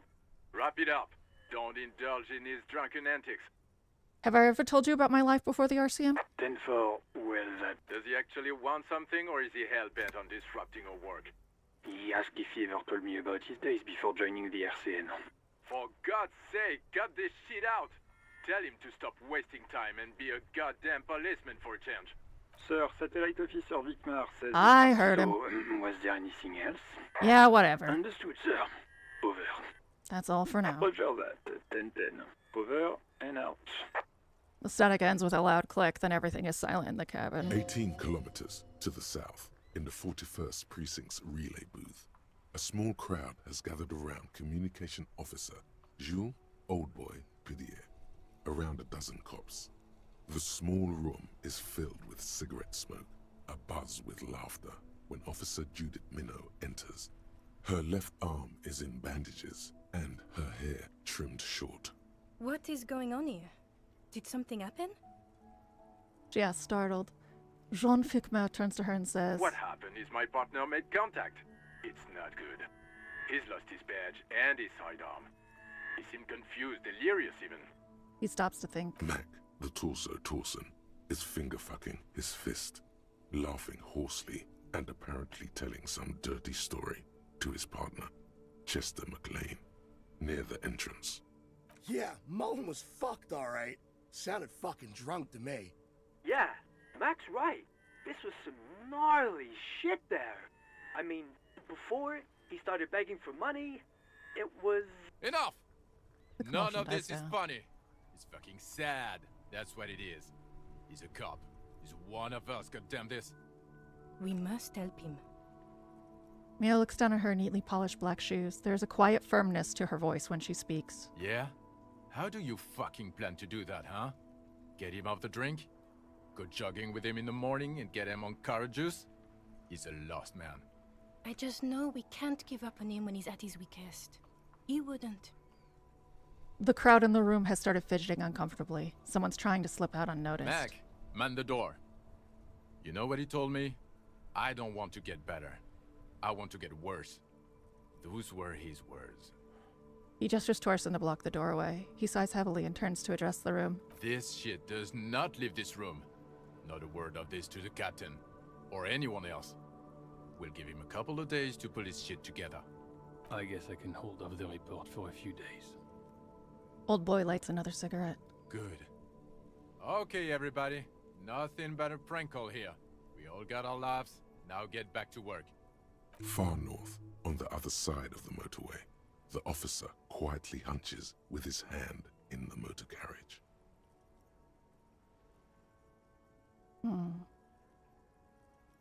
Pull out the pull-out A toolbox. metallic drawer slides out from under the seat. Of course it is. Into place. Kim The would be tools organized. inside are neatly organized. Take what you need, officer. It's going to be a long case. I'm not protective of my tools, like some men are. Horatio just had one too. Apparently, cats with toofies, they, as they get older, the toofies get longer and they can bite their lip. They just gave him some antibiotics and he was okay.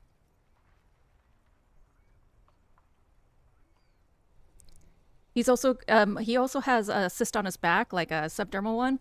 And I guess it's just like cats at age of 10 and older just get lumpy.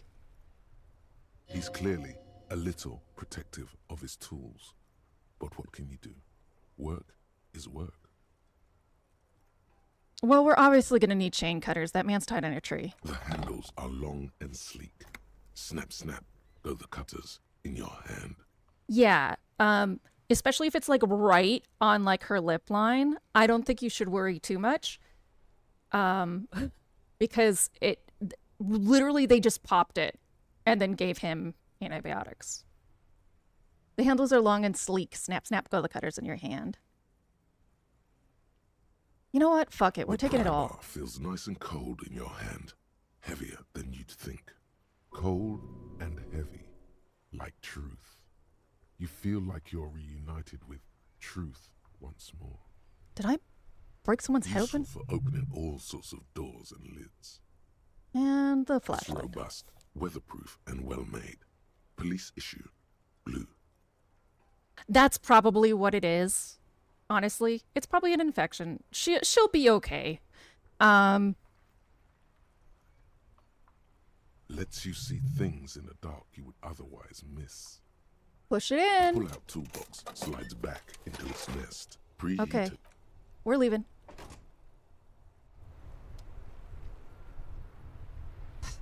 Even the bench. I can look at the bench. People are going to look at this VOD and be like, Hildy made it to 4 rooms. The worn and beaten wooden planks of the bench do not look overly comforting. We can sit on benches after we've solved the murder. Let's go. The lieutenant looks down the street. You can revisit the bench if you ever need to pass the time when Lieutenant Kitsuragi is gone. Thanks, tutorial agent. Some great tectonic forces cracked the pavement like an eggshell. You are the angriest man I know, Renee.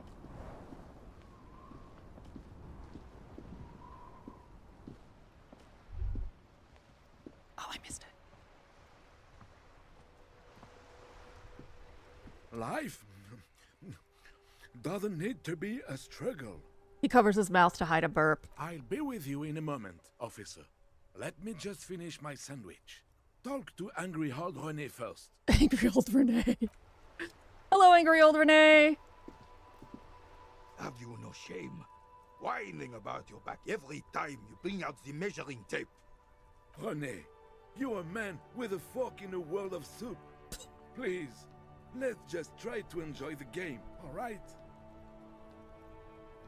You're a man with a fork in a world of soup. I'm trying to, but you keep breaking my concentration. You're old. I can see that. We're both old. Now stop grabbing your ass like it's a girl. These manly men are playing balls. This is a ball game. Grab a ball and play it. Don't ask questions. Shoot first. Shoot absolutely. first. Ask questions never. Alright. No, I should ask No, what it is. You got this. There's the ball. You're the game. Show him how it's done. I succeeded.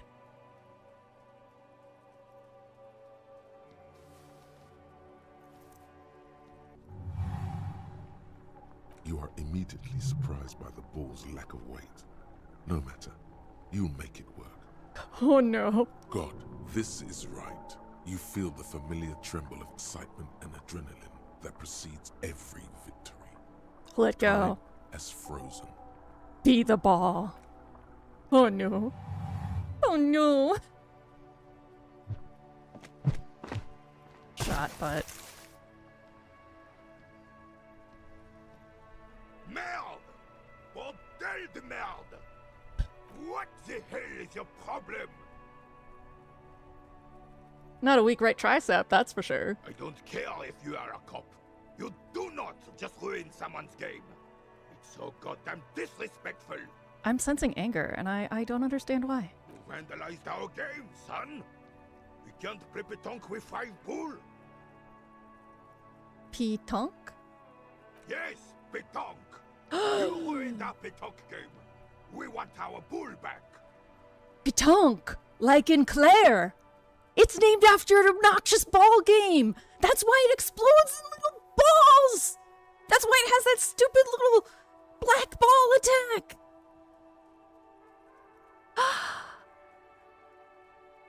The Matrix. It's coming together. I can see it. Take it easy, René. This is just a misunderstanding, isn't it, officer? No harm done. Of course there's harm done, you orange slug. You owe us a goddamn pool.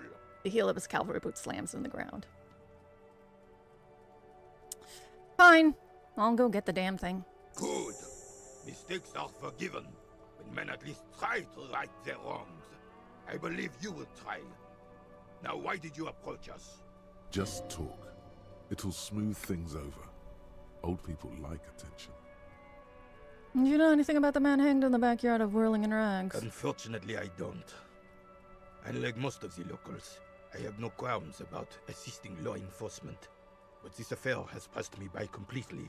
And most of the locals? In Martinez, the union is the law. So can you really blame them? You don't have a problem with cops? Cop is a pejorative term. I don't have a problem with policemen. On the contrary, I admire the effort to bring order to our streets.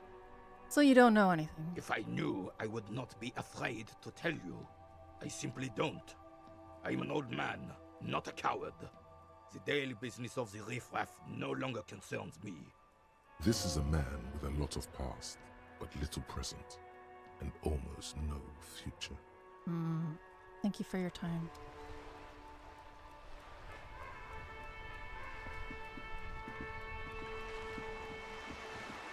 Oh, wow. Okay, we gotta go to this body. It's not, this is not the tree it's hanging from. There's so much to explore here. We need to go to this body. You hear the distant squall of seabirds. No, oh, no.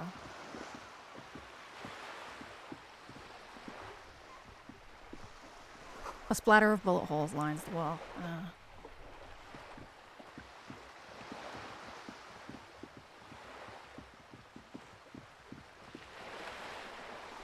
This coin-operated viewer has been banged up, inoperable.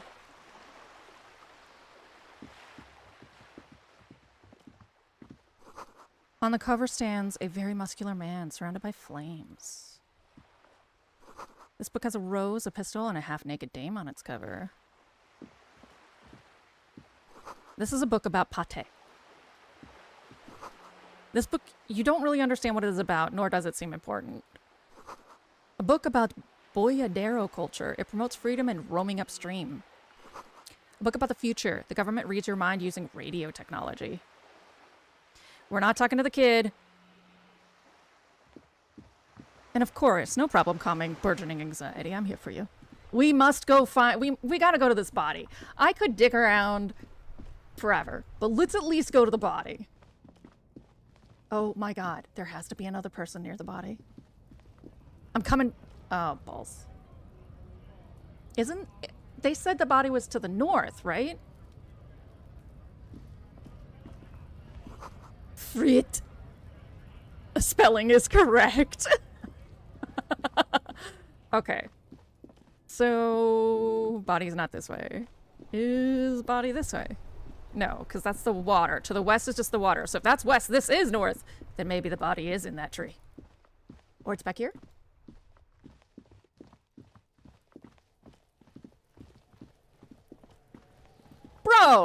Bro. We are not going to throw stones that get on the dead. The letter R wears a crown. On the ribbon below, a light above descending. Kid, you need to fuck off. Kuno's got this. The boy throwing rocks at the dead body can't be older than 12. Oh, Napa Kumpi.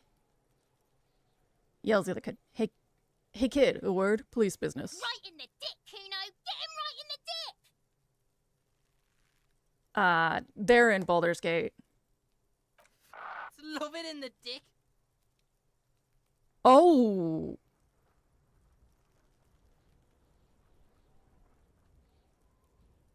God bless you for censoring. That's so nice. The boy is sweating profusely. His eyes are like two black holes and his jaw is twitching as if trying to break free from the empire of his body. It's more like it's less the censorship as it is they felt like it's a word they shouldn't say.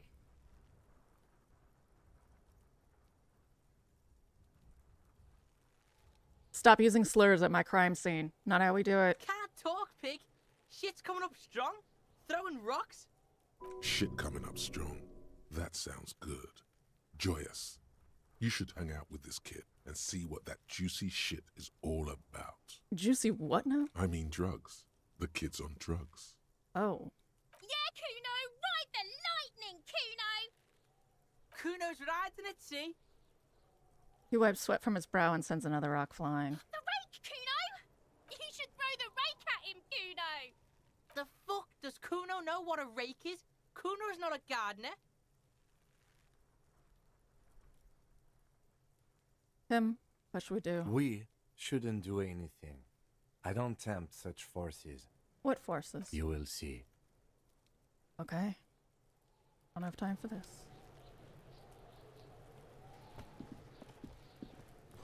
This kid's ladder is rickety but still climbable.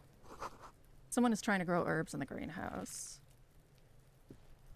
The corpse looks at you with bulging white eyes. The face around them does not look human.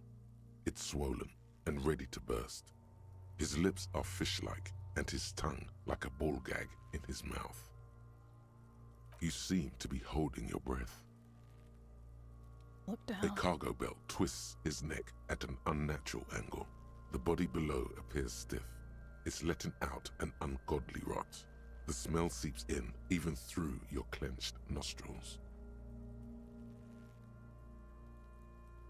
Yeah, sure, fine, whatever. Let go of your nose without throwing up. The smell is repulsive. It pushes in from your mouth, more instant and more familiar than anything you'd expected. More fever than odor. It fills your mind, flushing you from within. Try to walk away. Nope. Nope.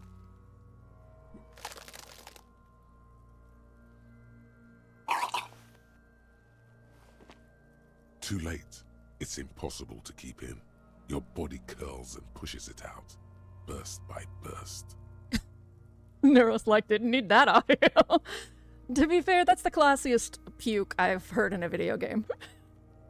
Until a pool of vomit lies under your feet, and your throat stings from the stomach acid. Fucking corpse. Keep it. The lieutenant hands you a blue checkered handkerchief. Thanks. The hangover is clearly making this worse for you. You could use some ammonia to clear your head. Okay, where do we get it? There is Frit nearby, east of the hostel. They usually have a small apothecary. If they don't... He points to the greenhouse. There's a greenhouse here, and a gardener with a wheelbarrow on the corner of the whirling in rags. If she works here, she might have something for the smell. Acquiring ammonia will provide a modifier to the white check.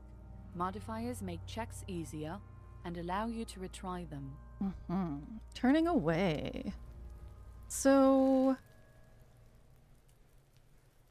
let's go to Frit.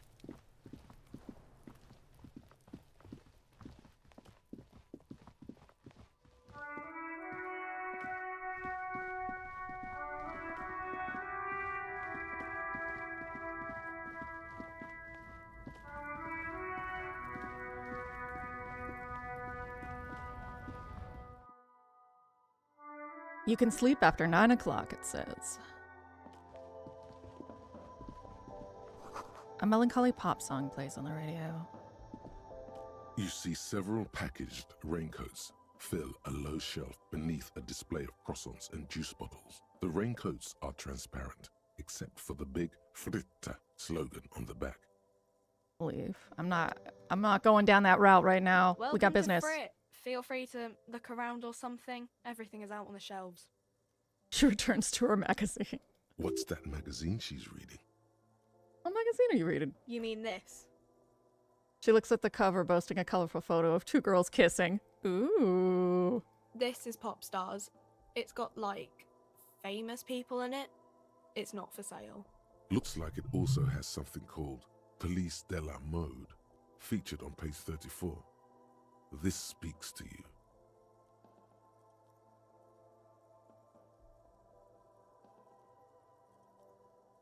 Forget about all that. What's this fashion police feature? It's where they rate different outfits famous people wear. It's kind of funny. They're kind of mean. It's about who's the most stylish.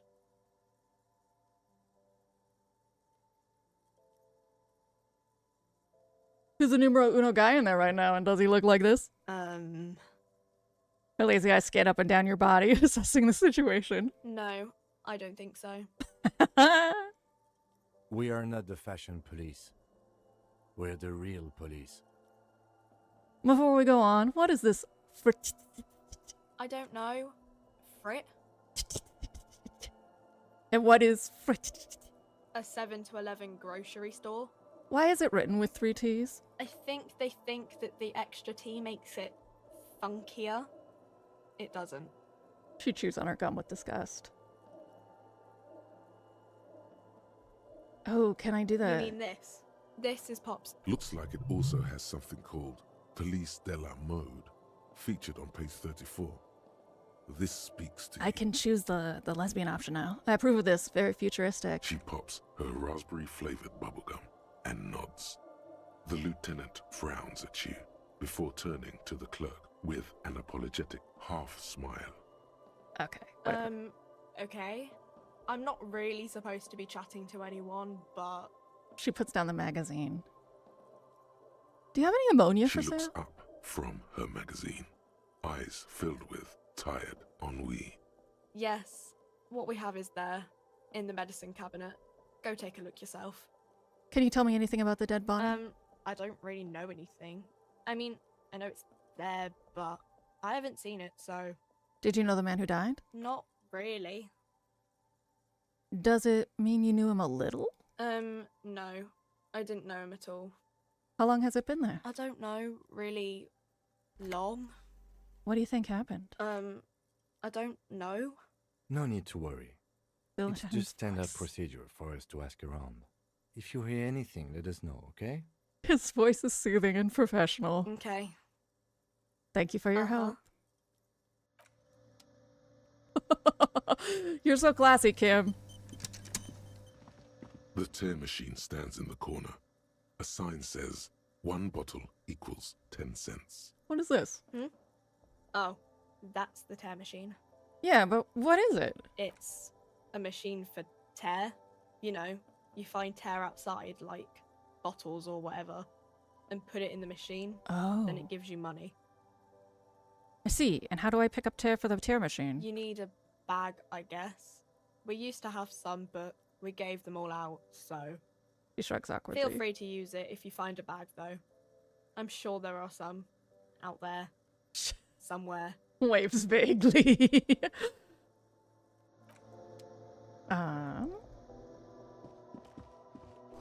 Yellow roses, dozens of them. Tulips too. Can I like rotate? No. A small cabinet on the wall is filled with various medicine bottles, nasal sprays, and blister packs. They all bear the Saint Baptiste Pharmaceutics logo. Just ask me if you need anything from Saint Baptiste. Ah, We don't damn stock it. prescription meds, but we do have Nosafed, Duramine, Magnesium, and Hypnogamma. I did pick up some Nosafed, but I have 40 cents. What do these products do? I don't know. Let's see. Nosafed is a nasal spray. Duramine is a really good painkiller. Magnesium is a dietary supplement. Hypnogamma is... He stops. I don't really know what Hypnogamma is. I guess it makes you feel less shit. It's recommended to use after lots of partying, studying, or exercising. Thank you for explaining this. Uh-huh. Oh. My poverty. It's overwhelming me. Yeah, I'm aware of this strike. Jump Jams, a popular music mag. A glossy magazine, most able-bodied men. The issue hosts a top 10 list. Oh no, they're much hunkier than you. You shouldn't feel threatened by handsome men. Don't be silly. Take all. Yeah, I'm taking that magnesium. I will take magnesium from the trash. Okay, so time to talk to the gardener. Again, I'm sorry, lady. Just a gardener, I'm sorry. To keep bothering you. Hello again, officer. How are things? My partner told me you may have some ammonia. May I borrow some? Sure. I'm done with it. She takes a small capsule out of her breast pocket and hands it to you. Go easy on that stuff. It gave me a terrible headache. Yes, yes. Because of ethylene oxide, as we've talked about before. That kills you. I have to run. More like magnesium. Ching.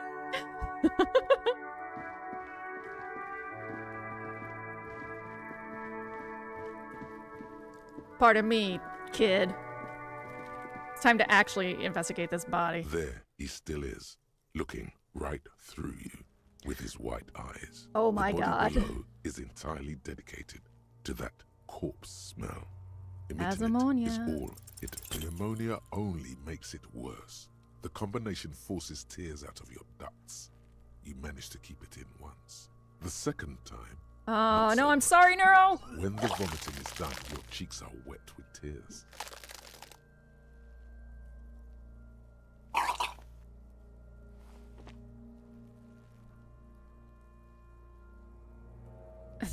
Bit and say Are nothing. you okay, officer? You feel the lieutenant pat you on the back, heavy rhythmic pats. The weight is reassuring, like a crenel on solid fortification. Pat, pat, pat. You're facing tough odds here. It's aggravated further by alcohol withdrawal.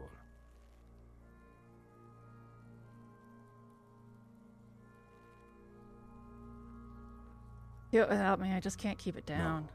This is a two-man assignment because it needs 2 officers to complete. I need your help. He withdraws his hand and looks you in the eye. You need to get your shit together.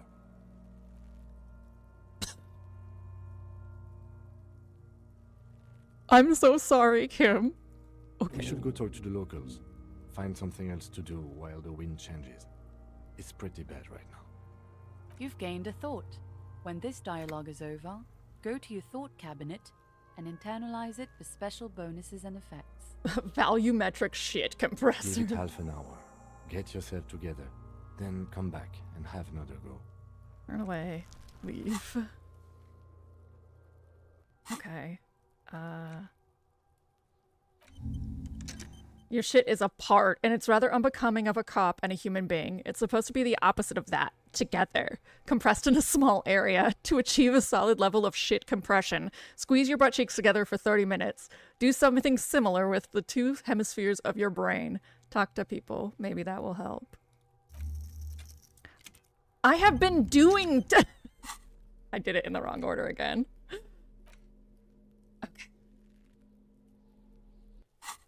I say again because this is off. Now displaying a message for YouTube. There are several footprints in the mud, Thanks, left Trixie. by work boots. Anywhere from 6 to 12 pairs have walked here.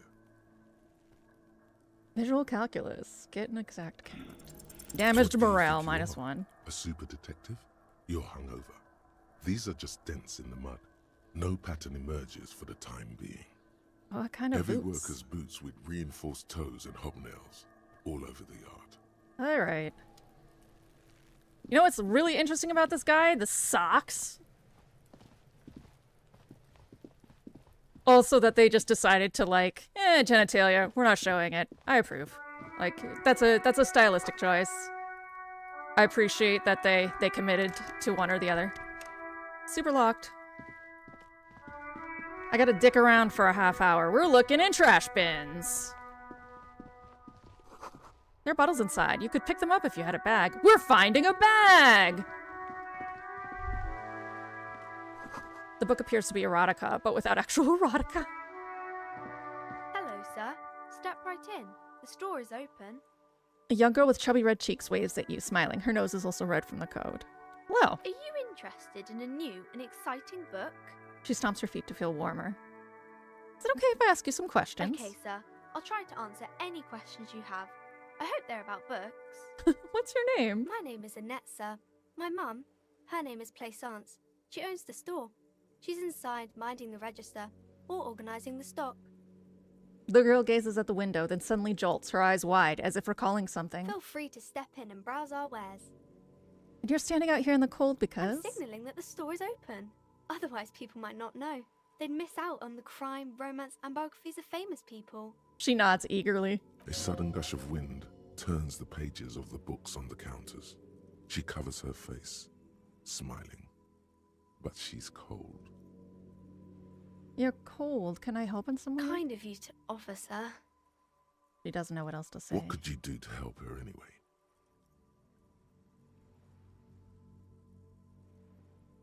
I should have a word with the no, store owner, no, maybe? Sir. I'm happy to help Mum by luring in customers. Besides, I have some hot juice in my vacuum bottle to keep warm. She stands upright and smiles like a little soldier. Shouldn't you be at school? I do my studies at home at the moment. I have to help Mum keep this place running. Isn't school more important than, this? Mum says it's necessary to do both because it builds character. Mum says a proper worker is dutiful. That's how you get ahead in life. You succeed.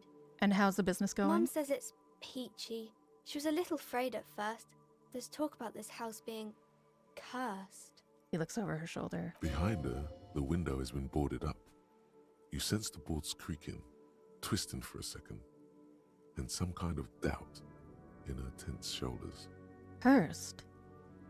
In what way? Cursed in the way that makes them say that no business has ever really thrived here, sir. That they all go... bankrupt? Exactly. But we've been doing fine so far. This sounds rather serious. I should probably look into this. We can go into the bookstore and ask about the case, but I don't see much more to look into here. The lieutenant makes a note in his notebook. Yes. Please do also look at our wares inside. The postcards and board games are there, sir. What do you know about the other failed businesses? Nothing really, sir. Mum doesn't allow me to sneak around in the back rooms or the cellar. I don't really know what's there.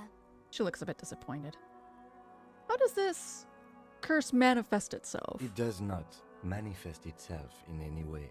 It does not exist. I liked it better when we were talking about whether it's appropriate to stand out in the freezing weather. But Kim, the plasmic manifestations. No such thing. The lieutenant stands at your side, stern and serious. Anything else you wanted to talk about, sir? The girl looks back and forth between you two. Fine, enough about the curse. For now, Kim. For now. Maybe I can tell you about some of our books instead. What is this crime business? Is about murders or burglaries or things like that, and the work of a policeman or a private detective who's trying to solve a crime and catch the criminals. Wait, not crime fiction. I need to know what crime is. She doesn't know what to say. It's that bad. Crime is what we were solving before this conversation began. Why would anyone want to read about crime? It's exciting to people, I guess. They get to imagine dangerous things, and it's kind of like a puzzle, where you can guess who the criminal is, or how the good guys are going to catch him. I'm a policeman myself, by the way. You don't look much like a policeman. She examines you as if to find something policeman-like. Well, what does a cop look like then? Didn't mean to offend, sir. Sorry, sir. It's just that you don't look like Dick Mullen. She points to a book cover on which you see a strapping Vespertine officer. He stands grimly over the body of a dead woman.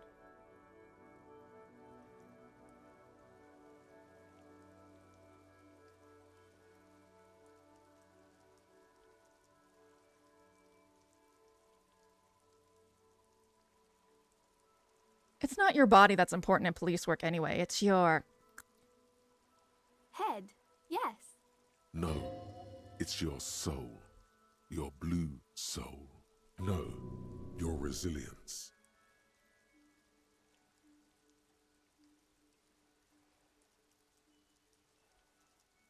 soul. That Mullen guy looks like a humpleman.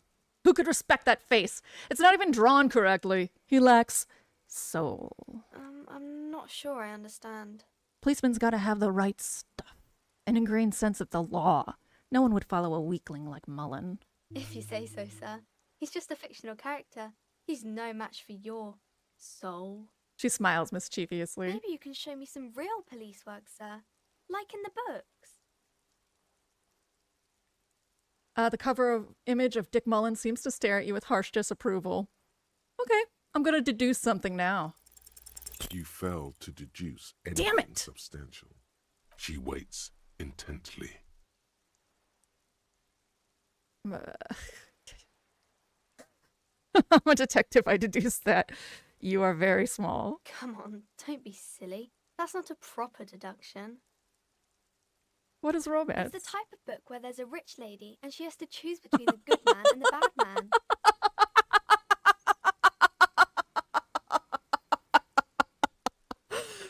She smiles at the thought, perhaps imagining herself in that situation. Or there could be a story about a poor lady getting a rich man. It's about man and lady business, sir. What about when both of the men are bad? These are not very common. You can't have a choice between bad and bad. Nobody wants to read a story like that. What if it's written really well? Well, maybe then it's fine. Maybe if the lady then decides not to pick either because she doesn't need a bad man. Yes, that would be interesting. What about a poor man getting a rich lady? It happens, but usually the guy gets rich in the process. Or should actually be rich himself, but has lost his family property unjustly, like during the revolution or something. Like, the writing is so good, I actually feel like I'm talking to a precocious kid. I'm like, I love talking to smart kids. I see.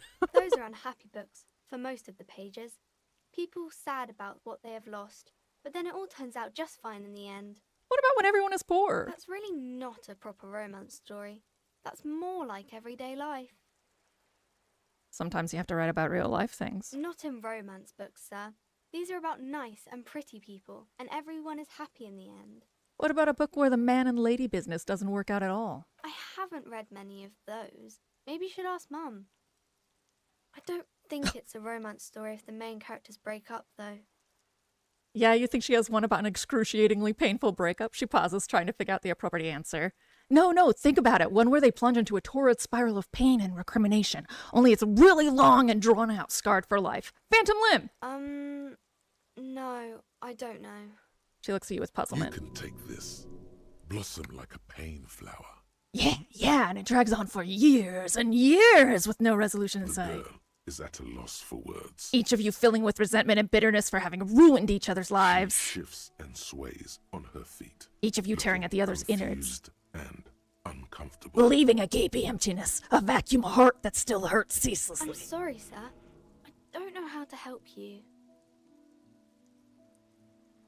I don't need help. I need a real book that tells how it is, not this drivel. Sir, sorry, sir. I'm still little. I don't... I'm still little. I can't... Lynette, I'm sorry. It's time to leave it be. You're about to make a child cry. Are you proud of yourself?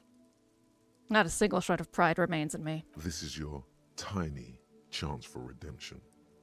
Apologize. Little girl, I'm sorry I got agitated. I just can't handle things sometimes. Let's get back to the books.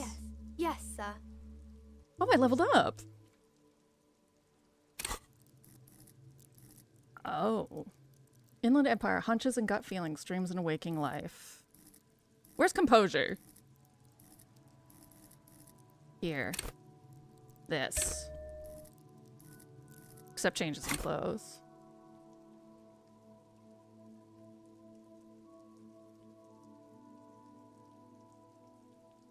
I can't click that.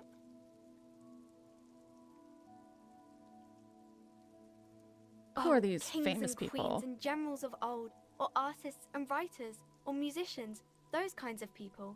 There's usually something extraordinary about them.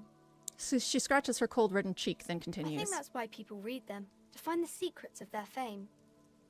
Can I become famous by reading one of those I books? don't know about that, but I imagine life is great when you're famous.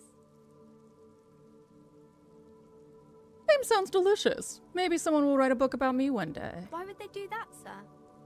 Wendy, I'm just an old, tired cop. What use am I? You're not that old. Maybe you'll do something really important, something that wows the world. You're very kind. Yes, sir. Okay, I'm going to do something now. The girl keeps her hands folded, hidden. Why is that?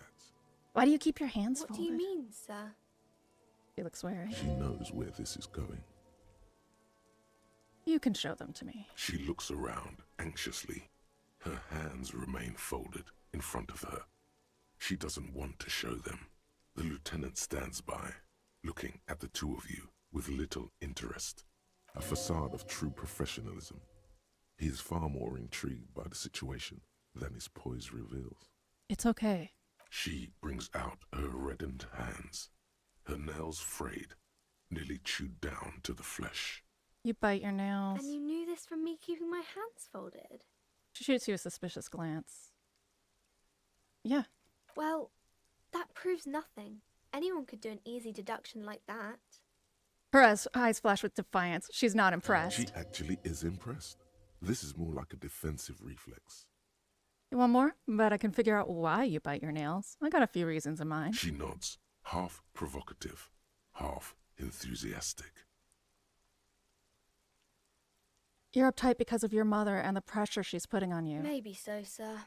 Okay, I know it's a bad habit, and I shouldn't. I hope this entertained you. It's okay, sir. She's still got a rebellious There's streak. more that can be achieved here. Ask her to do the same. You think so? Fine. Do better. To do something about me. You're quite sober. She snaps back quickly. The lieutenant does not flinch at the comment. He does not flinch even a single bit. He is intensely not flinching. It takes effort.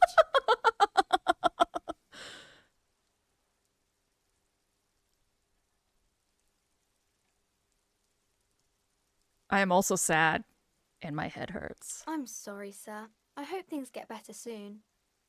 She looks you in the eye, a gleam of sympathy on her There face. she stands, swaying on her feet, assaulted by the early spring breeze. She smiles at you. The whole situation suddenly feels familiar, somehow. What are you missing here? Does feel familiar? You have absolutely no idea. Damn it! Familiar? How? You must have forgotten something you heard again. Okay, well, I volumetrically compressed my shit. Oh my god! I just saw the icon for it. Jesus. Lonesome Long Way Home. We're gonna go back to musing on that. Oop, oop, oop. Okay, bye-bye. Thought complete. Shit compressor. Bizarre scientific news from Revachol West today, where a police officer's shit has been observed at a pressure of around 495 gigadecimals. These metallic hydrogen levels of shit togetherness were thought to exist only at the center of collapsing stars, not law officials. It remains to be seen how long the shit singularity lasts. My shit. It's fucking together.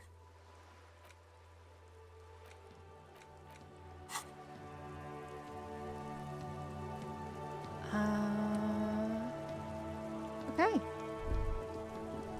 All around you, rain falls on the great city of Revachol. Rain drips from the eaves and floods the gutters, washing the filth away. The spring thaw must be here. The snow is melting. What am I Looking doing? up at the sky, cold water dripping from your hair. What do I see? Grey sky like great battleships, clouds colliding with one another. Rain falls down on the world. How does it feel? Your shirt sticks to your chest. The shoulders of your disco blazer grow heavy. The cold finds its way in under your skin.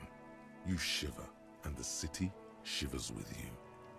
You're not dressed for this weather. You should get an overcoat or a patrol cloak. What's in the sound? A traffic jam. Rain thrumming on the roofs of motor vehicles. Inside, drivers watch water streaming down their windshields. The statue of a king shudders. He too is cold. The canal bridge has been raised. What's on the other side? The road ascends. A raised motorway loops above the ghetto. Beneath its concrete columns, a sea of rooftops, woodwork, and tar stretches northward. 4-story buildings as far as the rain can fall. The snows melt in Jamrock. What is Jamrock? Revachol is the capital of the world. Jamrock is the capital of Revachol. Droplets form on your eyelashes. It's home. Oh. Where the hood, where the hood, where the hood at? Shutter, look further. In the rain-swept distance, above the rooftops of Jamrock, a repurposed silk mill stands perched above the motorway exit. Precinct 41 hunches in the rain. Your vision blurs. You wipe your face with your hand. The rain stings your eyes, making you look up and blink. What's in the west? Sheets of rain over the water. A flight of stairs leading into the ocean. Wave after wave washing the coast of Martinaise, with its motorboats and gently swaying reeds. The ruins of a half-sunken sea fort crumble on an inlet beyond the Bay of Revachol. Ghosts rise into the sky. Who are you, ghosts? The skyscrapers of La Delta, the financial district. Faint golden light seeps from the office windows. Will you ever go there? Will I? No, you are just one of the hundreds of thousands who watch them rise across the bay from Martinaise every day. What is down the shore? Urban coastline, rain dripping off Eternite-covered roofs, cinder blocks left over from half-finished construction, a defunct research and development building, once seized by revolutionaries. An old wooden church stands on stilts above the water. And beyond that? Coal City, end of all lines. Run your fingers through your jagged hair. Is an oily mess flecked with ash from neighboring coal plants. Smokestacks rise somewhere in the distance. What's in the east? There's a fleet on the corner. A plastic coat is folded into a small triangle under the counter by the window. Beyond that, the strikebreakers have gathered. The great gates of the industrial harbour are locked. A chill runs down your back. You shudder like an animal trying to shake water from its hide. Shake your shoulders You again. shudder, looking down at your feet. Dirty rainwater runs veins into the plaza's snow. 2 green snakeskin shoes stand at attention on the mosaic paving of the plaza. What's in the north? Capeside apartments. Tower blocks crowd one another. 4.46mm bullets still lodged in their war-torn stone walls. Hallways collapse from the mortar hits of a war that was lost long ago. Clotheslines go to waste in the rain. Radios play.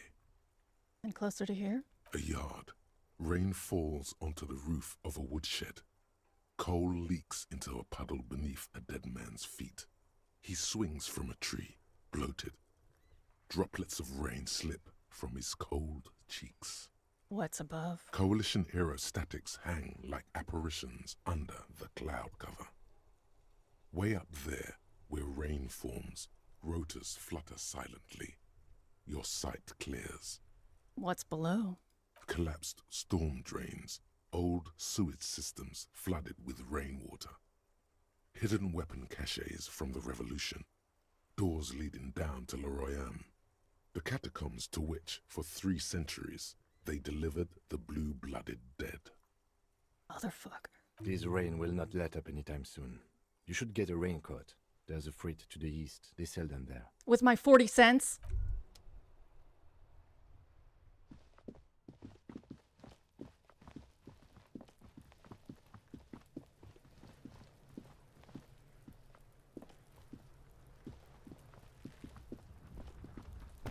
There he still is, looking right through you with his white eyes. The body +6. below is entirely dedicated to that corpse smell. Emitting +. it is all it does now. +6. Shit compressed. As you breathe in, the odor comes over you. It's a smell of the mind telling you to run, and your stomach to wring itself empty. With your hands at your sides and your eyes squinting, you stand in it. Step closer. The man before you is naked, but for a pair of underpants and enameled boots. His skin is greenish, marbled with decaying veins, and blotched by lividity. A fading web of tattoos covers his chest and shoulders. I have the cargo belt used to fasten him to the branch above appears industrial in strength. So I think I was mistaken and thought this was like our world. I can't say the tattoos are anachronistic anymore because I think I'm not in our world. I'm in some sort of parallel. Inspect the boots. The material appears to be ceramic. Its clean white stands in stark contrast to the decaying flesh above the knee. The man wore thick polymer socks, probably for padding. A fine array of interlocking plates covers them. Delicate and fragile, they feel alien to the world around you, out of place somehow. What kind of boots are these? They are armor, no boots. Technically speaking, these are sabatons. With his notebook under his arm, the lieutenant crouches to inspect the soles. Okay then, what kind of armor is this? Ceramic plate. Zirconium dioxide, most likely. This is where the make would be. Where? Under the heel. Fair weather. Fair weather model T500 VE. I'm guessing that's vitreous enamel. This is advanced stuff. He turns the boot slightly. The material looks out of place here. It is. It's expensive. The lieutenant draws a line in the condensation on the ceramic with his index finger. We've requested similar material for our tactical units for years now. The constabularies deemed it too costly. In that time, we've lost 6 men to semi-automatics. How much are we talking about? For a full set, about 4 years of wages. It's a lot, I take it. As a wage, it's regrettably small. But for a piece of hardware, yes, that's a lot. What do you think happened to the rest of it? The locals probably scavenged it. It would be odd if he had more arm after 7 days. We should keep a lookout for these pieces. The armor could yield information. Maybe he'll know something. Who know, the fucking high as hell kid? If you wear those pieces, it will help me protect your mortal coil. Understood. The sabatons dangle off the man's decaying form, ageless and synthetic. How could this man afford such expensive hardware? That's for us to find out. My initial report on the area suggests he was a security guard for the harbor company. But that's just hearsay. He's pretty advanced for a security guard. I agree. This equipment is way beyond what a guard can afford. Knock on the boot. A small bell-like sound fills the air, like tapping on the side of a porcelain cup. Suddenly, your biceps coil up. Your elbow is sharp and cocked for a punch. Not gonna do it! Sounds It's fragile. anything but. This material is a kinetic redistributor. It spreads kinetic energy horizontally, from plate to plate, dissipating it entirely. See? Faint, organic lines cover the plates where they separate into smaller ones. These plates then divide into smaller plates until there are hundreds of them altogether. Like the scales of some ancient white monster, cracked and pearly. Pull the boot off. This feels dangerous. Are you sure? Grab the boot under The your arm. stench fills your nostrils. As you push downward, an ominous creaking sound comes from above. That's gonna fall on my head. Stop! The lieutenant's voice is sharp. He looks at you with the boot under your arm. Pig's gonna pull his head off. Brutal! Oh. Let go of the boot. What's wrong with you, asshole? Why is he letting go, Kuno? I don't know, baby. I don't know why he's such a... Oh my god. This kid. Officer, if I may ask, what were you trying to achieve by putting on the deceased foot? I was gonna sell it. The cadaver slowly twists on the cargo belt. His I need torso money. covered in tattoos and extremities blotched pink and blue. I have 40 cents. Inspect The the belt. hangman's knot is pulled tight by the weight of the corpse below. Yellow, hard-edged polyester cuts into his neck. Above, a sliding buckle ties the belt, to the branch. Oh my, there's something on the belt. A familiar word that speaks to the thirst within you. What was that? A word? Vermilion, in yellow letters, along the length of the twisting cargo belt. Only a deep longing for vermilion golden spirits lets you decipher the fading logo of the local brewery. This is a bad time for a drink. Extremely. What kind of rope is this? Industrial strength. The kind used for tying cargo to lorries. Like in a circus. When the circus leaves town and they tie a black-spotted giraffe to the wall of a carry pen. Like in a circus? No. More like in a harbor. Like the one just east of here. I get the sense they used whatever was on hand, without paying much attention to not incriminating themselves. They sure wanted him to stay there. Polyester seems strong. It's not merely polyester. It's steel reinforced. See these lines? This is where the wires run. I see rabbits for more than 20 strands. He rises to inspect the news. This makes getting him down much more problematic than I had assumed. Well. Isn't that grand that I picked up your wire cutters? Oh, I can't equip right now. Okay. How do they even get him up there? A noose is one of those things that's easier to use one way around. He points to the buckle tying the belt to the branch above. I think they lassoed the branch, then pulled on the belt. Buckle closes. It's what I would do. Seems easier than climbing up there. He makes a pulling motion. Assuming dockworkers from the harbor The did brief it. suggested as much. Politically motivated by the ongoing strike. Did you not get a briefing? My past has undergone total annihilation. Nothing remains. My mother, the love of my life, certainly not a briefing. Okay, you should ask me for one the first moment we get. Just like, fine, rolling with it.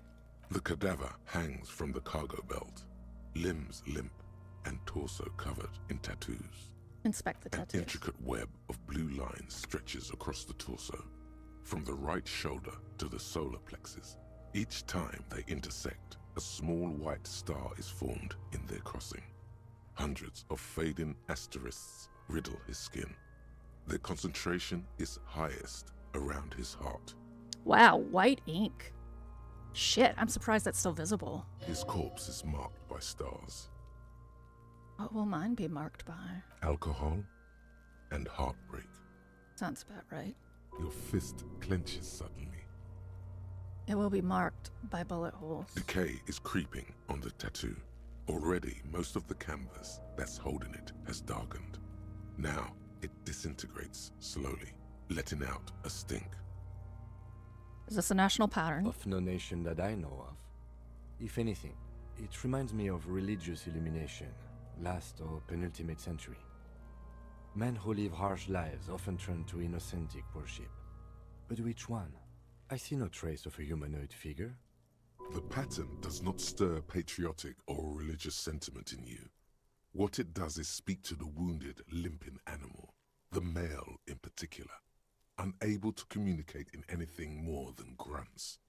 It's impossible to tell if its advice is right or wrong. I'm missing something here. So am I.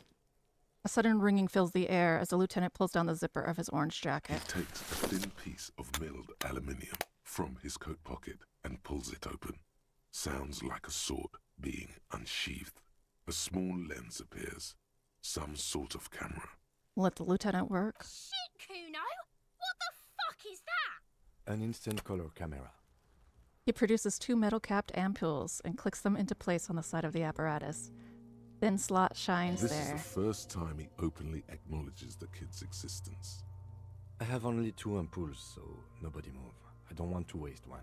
He points the camera at the corpse, peering into it. The lens needs adjusting. Then... A sound, a shrill flash, followed by the breaking of a small ampoule of glass. You see streams of color pour onto the thick, glossy piece of paper, rolling out. Wow, that's cool. In case we need it. Lieutenant says, and shakes the paper, letting it dry in the cold wind. On it, color-perfect copy of the dead man's tattooed chest. Cool machine? Yes. It is pretty cool, isn't it? He slides the camera close and tucks it away on his belt. What do we need this photo for? It contains insight to the victim's person. By his build, I'd say this was a man of physical violence. The story he wanted his body to tell was important to him. It is his letter to us. Someone should decipher it. We'll need to show it around. Can I have it? I should look at it later without the corpse smell. Sure. Just don't lose it. He hands you the piece of rolled up photo paper. It's no larger than a pack of cigarettes. The glassy-eyed corpse looks by, his mouth mute and his skin as colorful as the chemical rainbow on the photo paper, teeming with opportunistic organisms. You mean maggots. Teeming with maggots. You've acquired an interactable item. Investigate this item further by going to the Interact tab in your inventory. Look him in the eye. His eyes are milky white and blind to the world, protruding comically from their sockets. There is no one home, just subaquatic terrors there. Dark brown hair grows on his head. His face is ready to explode from the organic processes inside. The death's head grin has passed. What remains is an unrecognizable mess. I appreciate how slowly they have him speak, but occasionally it goes William Shatner. His face is ready to explode from the organic processes inside. Underneath the curdled meat there is an expression, not carried on his features, but below, inside, an expression of pleasure. This man was experiencing joy at the moment of his death. That's unfortunate. Asphyxiation's very dangerous. Am I ruining you, Adam? Are you sure? Tell me, who are you, dead man? I'm gone.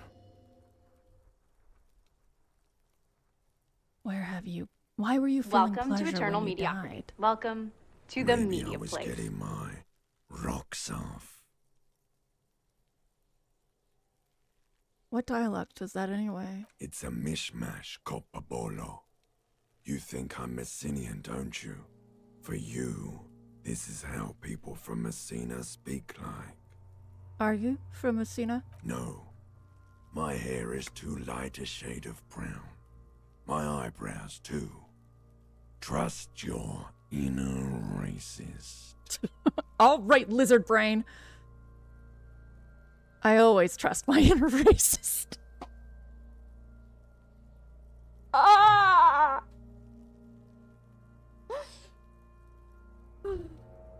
What are you, racist now too? You think I am.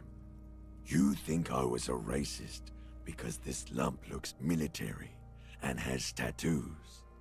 That's called profiling. So, you were feeling sexual arousal when they were hanging you? Do I look like an erotic auto-asphyxiation type to you? Yeah. Captain Coppadromo, I fear we are drifting away, fixating on sexuality again. Let's go with a simpler question. I can see you're gone, but who are you? I'm a joke. Look at me. You are now, but who were you when you were alive? A killer. A motherfucker. And a killer. Takes one to know one. I have another question for you. Go ahead, Coppo. Now where have you gone? Into the wild pale yonder. Where's that? In the past. Way out in the west.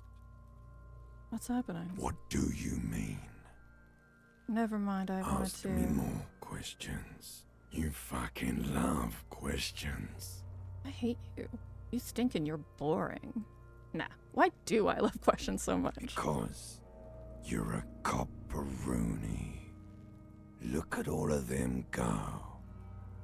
Do you want more questions? Give me a comical amount of questions. Coming right up. Oh my god. Rooney. This is getting upbeat now. Is my name Rooney? Fuck no. You're no Rooney. Of course not. The name is Raphael Ambrosius Cousteau. Listen to yourself. You're not a Raphael anything. You're probably just Harry or something. That's right. Harry. I Good for refuse. you, Why do I feel like I've forgotten something terrible? because you have Who killed you? love did me in, Brother Copo. It was love all along. Can you ask me a question? Sure, Lobo. I can ask you a question. Why are you doing this? For those who don't know, Lobo means wolf. What? Looking at my face, motionless, looking into my eyes, standing here. Why are you investigating my murder? Maybe this will lead to something? Something indescribable, unforeseen, miraculous? The clown lips on the corpse appear to smile. The face rotates before you, slowly. Something is on its way. Something hidden. It's coming. A miracle from the northwest, and it's almost here. You can feel it in the air, on your hands. The cold spring air smoothing them over. I hate you. You stink? You're boring. Do I remind you of someone? A deep sea creature. No, not quite. Be fair now. A baby affected with harlequinism. You sure I got out of that one? Coppolini. Enough. Come back later, Coppo. Amuse yourself with my frank manners and my memento mori features. If possible, also, see me in your dreams. Oh, his words did not match the text. And that's on purpose. You can come back and look into this face anytime you want. Humor yourself with my harlequin features. Ask me your little questions, freshen your memory, create associations, remind yourself of your immortality. Lopo lopo. Squint and take a step back. As you narrow your eyes, the monster before you blurs into a violent mess of green and pink. Observe. Only the lower extremities are pink with a dash of blue. His fatted hands, thighs, and his neck, just above the noose. The rest of the corpse appears dark green in the cold spring air. Stop. Relax your eyes. The cadaver slowly twists on the cargo belt, his torso covered in tattoos, and extremities blotched pink and blue. I have something I need to know, Of corpse course. man. Oh, okay. You have come back later, Corpo. So. Amuse yourself with my There it frank is. manners. Are you sure we finished the preliminary examination of the cadaver? We might miss some of these things once he's done. Step back and have another The look cadaver first. slowly twists on the cargo belt. Yeah. His torso covered in tattoos and extremities Yeah, let's get this pink motherfucker and down. blue. The steel reinforced belt presents a unique challenge. I brought chain cutters, but I don't see a good angle of approach to the belt. The cadaver is a good 1.2 meters up. Neither one of us can reach the belt without assistance. And even if we do, there's the question of cutting it. Can't someone else do it? Someone else? You mean like the police? I mean someone who's below detective. Someone like a paid garbage man? Or a cleaning crew? I have bad news for you. That is a detective. I know it's hard, but I assure you, the others won't come to help us. And we have a growing sanitary concern here. We need to get him down, fast. We could saw the branch. Climb up there and saw the branch? Yeah, either one of us could do it. We could use the kid's ladder on the side of the tree. I don't trust that ladder. The assailants didn't use it. It's rotten and less sturdy than it looks. And I don't see another good way up there. Honestly, I prefer a non-acrobatic solution to this. He looks around, then at you. Why? Clown cops climb tree, fall down. Enraged cop assaults children after falling from tree.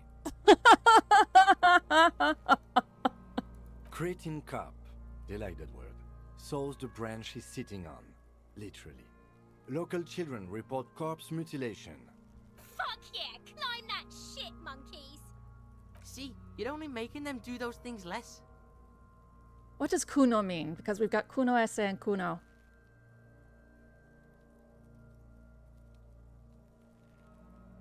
Can you see into the future?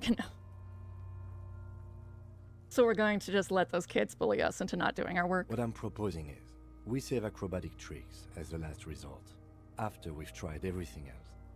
Oh, these have got to be the most fucking boring mulka parts I've ever seen. Are you finished?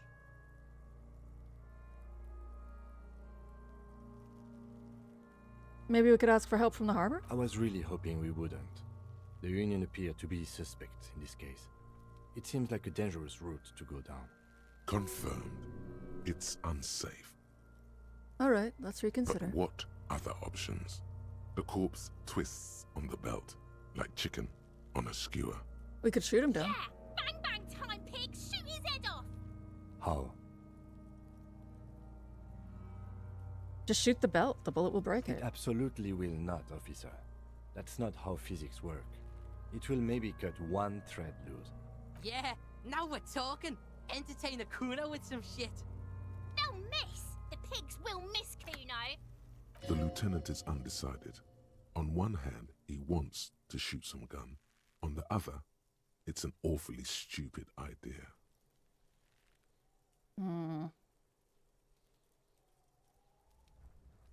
That's the worst thing that could happen. I'll blow his head off. Take it! Take the shot! Yeah, take the shot. Kuno wants some of that shit. Silence. With his elbow sharp, the lieutenant unzips his jacket and produces a lightweight firearm. Oh, this is a bad idea. He drops a paper cartridge Bad into idea! the barrel, separates the scouring stick, and gives the cartridge 5 tucks. Oh, fuck. He then steps back and assumes the fellow's desk position, taking aim. The corner of his eye twitches. His finger is on the trigger. Easy does it.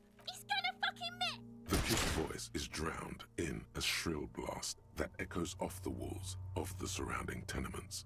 A cloud of smoke slowly parts in the air as the lieutenant steps back and says to himself, God damn it.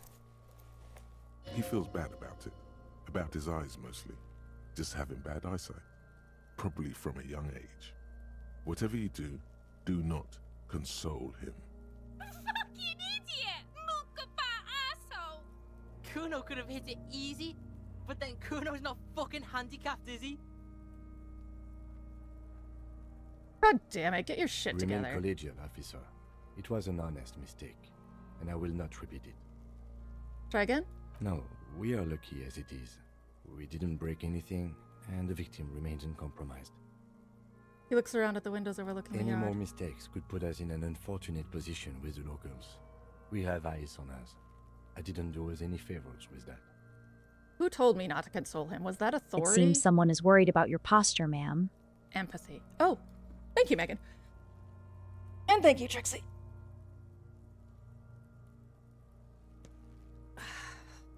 Alright, what now? I have to say, it's beginning to look unlikely we can get him down without assistance. Can I have the gun? I It's should bad try. as it is, us shooting firearms like punks. He pauses, then shrugs and proceeds to load the Go pistolet. ahead, I'm not stopping you. Just don't lose it. Shut the fuck up, Kim. He shines in his outstretched hand. I only have one gun! This is the sorriest pair of pigs Kuno's ever seen. Take the gun. Take it, you fucking banana poika! Take it and shoot yourself in the mouth! Feel the weight The first. cold piece of bakelite and gunmetal is surprisingly light. Your fingers fit right through the guard, instinctively resting on the trigger. Okay, I leveled up, and I need to make sure that I hand-eye coordination. The fuck are you waiting for, Kuno? Tell him to shoot himself in the mouth!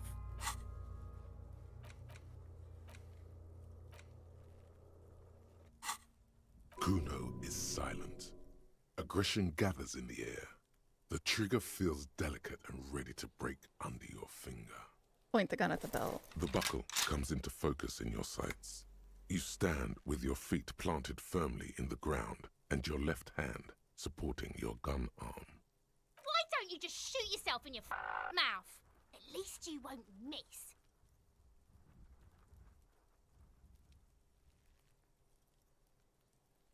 Close your left eye Your first. field of view narrows. The branch slowly moves, becoming entirely two-dimensional. The metal buckle glimmers, catching the noon light as the corpse slowly rotates. Look, he's crying. You gonna cry now, fucking faggoty?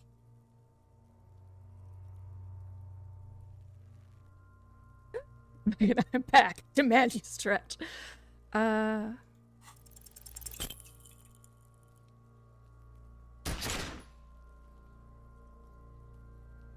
plume of smoke erupts from the barrel. Your hand goes numb from the explosion. With your I ears shot him still in the ringing, stomach. You lower the weapon to see. You missed the belt, but hit the corpse straight in the chest. Bits of ribcage. Oh my god, he's gonna fucking cry. I knew it. What a mulko. There's something wrong with your weapon, Lieutenant. It keeps the missing. armistice is sufficiently precise, officer, especially at close range. He takes the sidearm from you and holsters it. You missed too. It's not the gun's fault you can't shoot. It's your pig hands. Pigs don't have hands. They have, like, fucking hooves or something. Kuno has hands. Kuno can shoot. Cop's bitter because he fucked Damn that it. corpse up, Kuno. What a fucking kurpillar. Cop's bitter because he fucked that corpse up, Kuno. What a fucking pillow. We still need to get him down somehow. His tone is growing tired now. The stench makes him turn away from the corpse. The bad way. The way I didn't want us to. By asking the harbor for help. They have the tools and the men. If they put him up there, they can take him down too. Let's get to it then. Are you absolutely certain I couldn't fucking just use your... Also, this kid. Fuck you. I'm not talking to you ever again.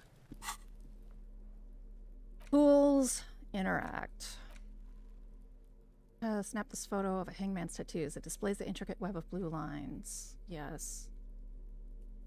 Admit it looks quite cool. Yeah. Yeah, it kind of does. I'm in bad shape. I'm hurting.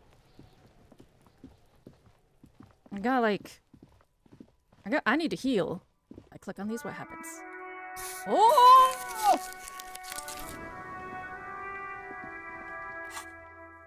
Map. Mirror. Map information incomplete. Acquire a copy of the city map. Formidable. Footprints in the dust. Medium. Annette. These are found white checks. Those on white are available to try now. Okay.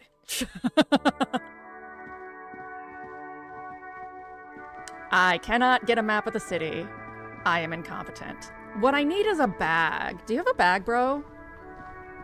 Hello again, my man. What's on Nope. Anybody over here have a bag?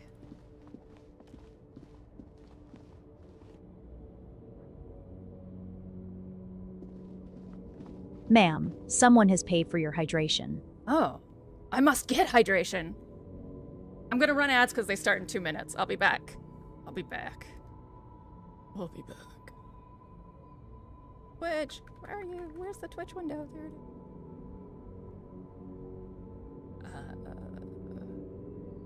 Run.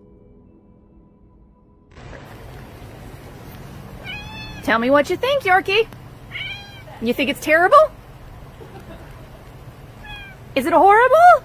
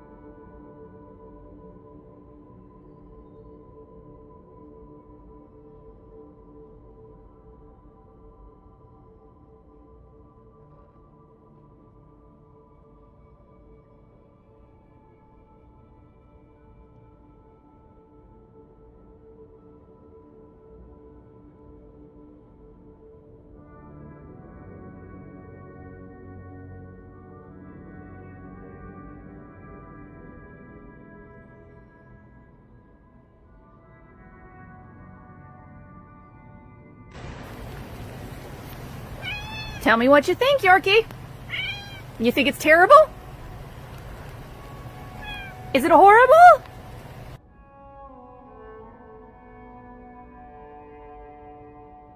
Okay. We're just looking for a bag.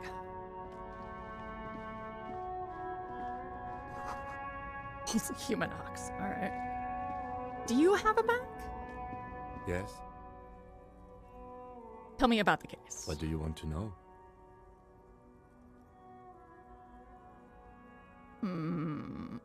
Literally anything. Ah, yes. The case brief you missed. Now I remember. Brief. Yes, that sounds good. 3 days ago, the RCM Emergencies Desk received a report about a security guard who was found hanged in Martinez. An anonymous caller said there was a dead body behind the Whirling in Rags hostel cafeteria. The cadaver had been there for 4 days. No one had come to investigate. During that time, the victim had been stripped of his belongings. The caller did not identify him, but used the word lynching. There is an ongoing labor dispute between the local dock workers and the logistics company Wild Pines. I was told we should approach the death as part of this dispute. Does the briefing say who the victim was? A security guard or worker of some sort, hired by Wild Pines. This was just hearsay from Martinez, of course. We need to find out the truth. Why didn't we know anything about the They caller? didn't identify themselves in any way. The tone was muffled using a device of some sort. The desk could identify neither the caller's age nor sex. The only thing I think you guys missed in ads was that the murder happened 3 days ago, and the RCM Emergencies Desk received a report about a security guard hanging. They were told that they should treat it as part of the dispute between Wild Pines and the Union. Why hide themselves? There's a strong prejudice against involving the RCM in what's seen as union matters. The Dock Workers Union is the de facto police in Martinez. Now it appears they've started executing too. We cannot allow that. Hold on, the RCM is? That's us, the Revachol Citizens Militia. We're the police in this city. Let me just make this perfectly clear. Our job here is to find the killer. That's right. You are a saint. Would you say this is a mysterious case? No, it's not a particularly mysterious case. The lieutenant did consider my question, though. Why not? The deceased is a security guard for a corporation involved in a labor dispute. It doesn't take a DeLorean polymath to put the pieces together. I just don't see the case getting more mysterious than that. Personally, I think labor disputes are very mysterious. Then you are in luck, because we are in the midst of a major strike by the Dock Workers Union. Maybe more than that. The union clearly wants a piece, not just of the industrial harbor, but the Wild Pines Corporation itself. I really was just asking him for a bag, and suddenly I'm talking to him about the case. I expect the case itself to be less challenging than navigating these community matters. This district isn't used to the RCM's presence, and the Union rarely overplays its hand, as it appears to have done in this case. If we're from different precincts, why are we on the same case? I'm afraid you and I are pawns in a pissing competition. He considers the phrasing. His disdain is clear. This man would not use such an expression otherwise. What do you mean? You don't know? I assumed you were in on it. His eyes narrow. You know what I meant on. Retrograde amnesia. Better still than an imbecilic cop-off. Cop-off? It's just stupidity. The lieutenant shakes his head. What kind of stupidity? The cop kind. Our precincts can't decide if Martinez is part of Jamrock or the industrial harbor. Yours or mine, as if we somehow own parts of the city. Typical street gang mentality. So we've let the Union make a mockery of law enforcement here. And now it's come to its natural conclusion. Ah, it's a struggle over who runs Martinez. Well, sort of. It's less a matter of who gets to police Martinez than who has to. It's an orphan district, in other words. I think the dispatch desk just told both our stations about the hanging. There was quite the brouhaha at the 57th, I can tell you that. Time to settle it, they said. Cop off. But I assure you, I am not their finest or toughest, with 102 cases solved. What I am is least interested in a pissing competition. Oh, that was the most humble brag I've ever seen. So he volunteered to represent the 57th, but not out of competitiveness. On the contrary. Wonder what this says about me, that I was sent by my station. He raises an eyebrow, thinking it best to let you make the next move.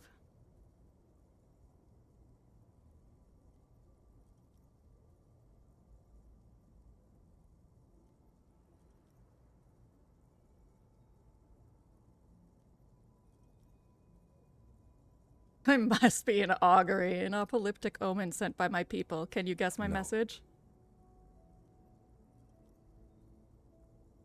There will be a bloodletting of unimaginable proportions. Unimaginable. Oh no, it's very imaginable. We fail to place responsibility for the hanging. The harbor company see the situation is out of control, so they bring in private military, maybe a gunship. The Union responds in strength. Automatic fire. Thank God, a character who understands sarcasm and jokes. Local law enforcement solving one little homicide decides nothing.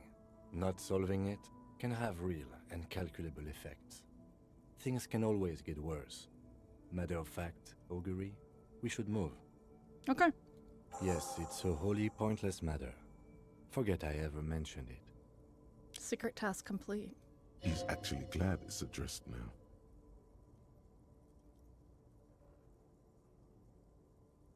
I think you should know that I can't remember anything. No response. He just arches his brow. I feel like I must repeat this. I don't remember anything. Have you tried concentrating on something other than your personal affairs? There is a sudden, harsh edge to his voice, like he's tired of hearing about your personal affairs.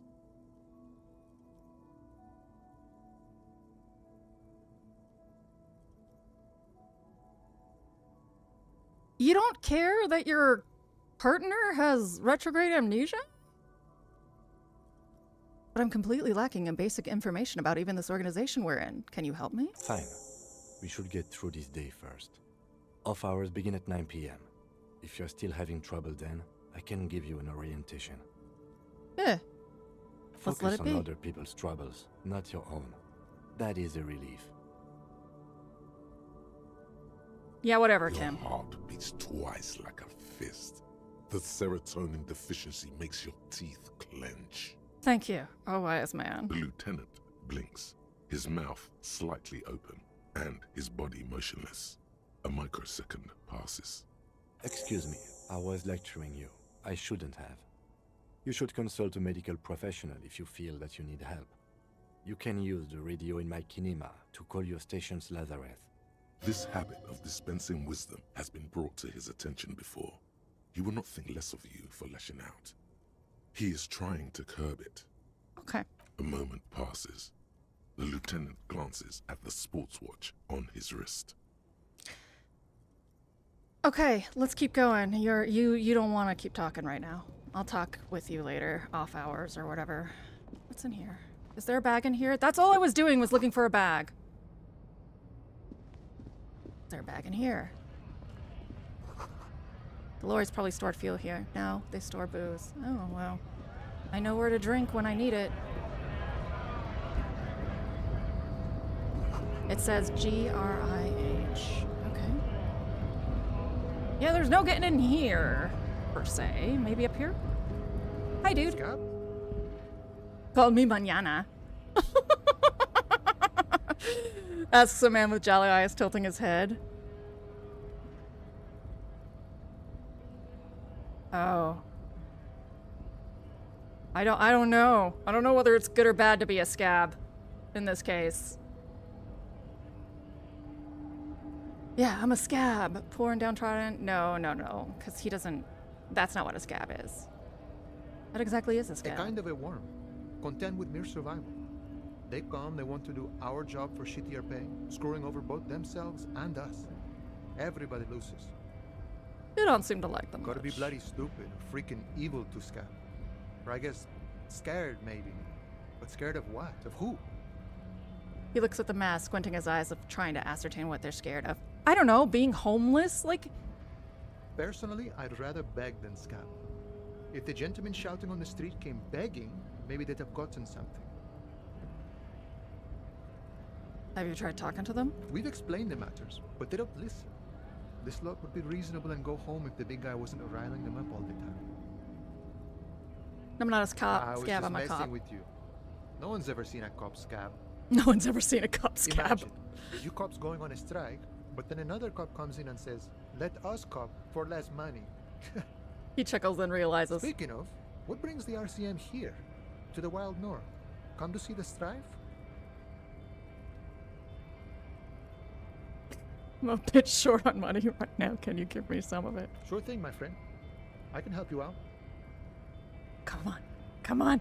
Do it. Do it. Do The it. coin narrowly slips by your outstretched fingers and falls to the ground.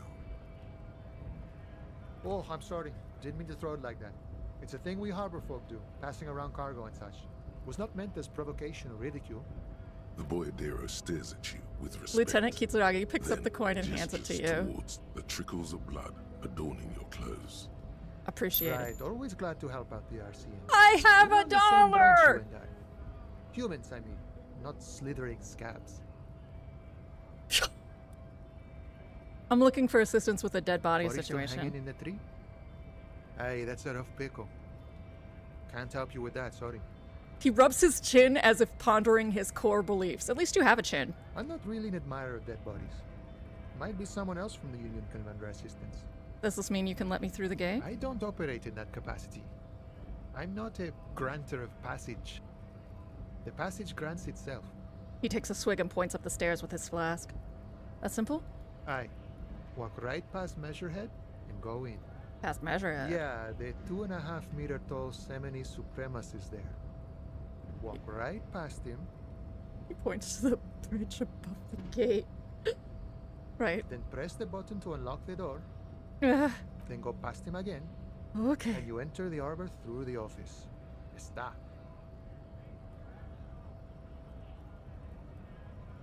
For some reason, it doesn't seem like it's going to be that easy. Don't worry, I'm sure it's not completely impossible. For example, you could best Measurehead in a physical confrontation, or you could convert to a Semini Supremacist worldview. Or, maybe it actually is completely impossible. Has anyone here ever bested him in a physical confrontation? Not yet, no. He's incredibly strong. Nothing a couple of solid hooks from Dexter and Sinister won't fix. Okay, first off, that voice saying something like that, I do not accept.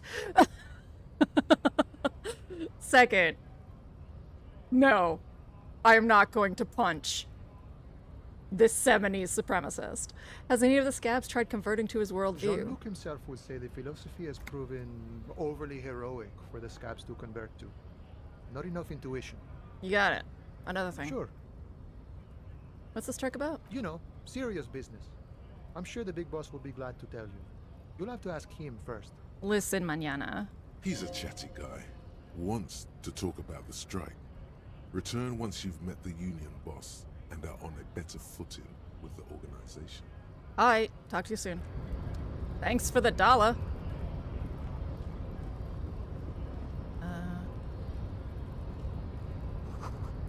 And notice, in case of a strike, press button behind guard. Ah, Lord. Okay, well... The future belongs to Measurehead. Oh, dear. The Greater Revachol Industrial Harbor. I dream about you all the time. Nobody betrays your degeneracy.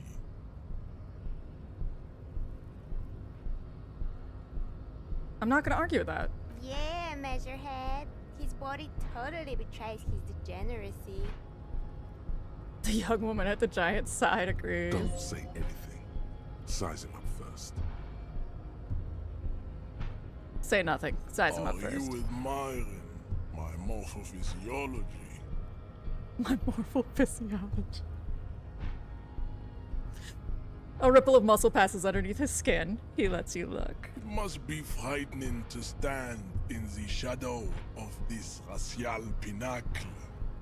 Be calm, I'm sandwich. You are not in danger because you are not a threat to me. Ham sandwich. Now that's an insult. My body... I think telling this guy my body is unimportant is a bad idea.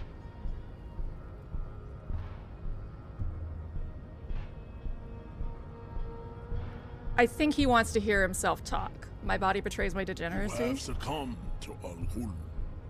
His face contorts in disgust, as if he were smelling a dead rat. You reek of it. An invisible sword of Al Ghul emerges from your throat.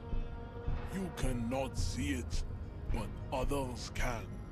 It is making the woman in my company sick.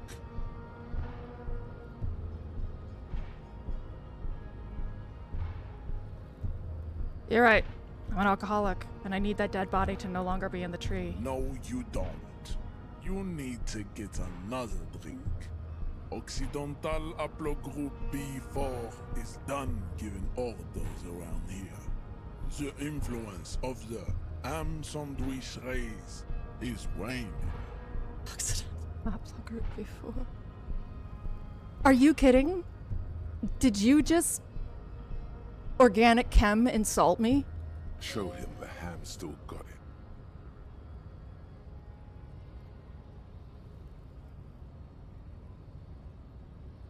I just need you to help me do my job, please. Begging for help. Attempting to pass fear for cooperation. How far the Occidental Haplogroup has fallen. You were once a noble and powerful race. You gave the world eugenics, electricity, and powerful weapons of war like missiles and aerostatic aircraft. You made great gains in metallurgy, race theory, and statecraft. You dominated lesser cultures, like the deformed Hemians and the inexplicably potato-obsessed Quakers. But now your ascent to the genetic summit has halted. You are obsessed with sadness and with frivolous pop culture. You will be superseded. Isn't that right, babe? It is, baby, yeah. You know it.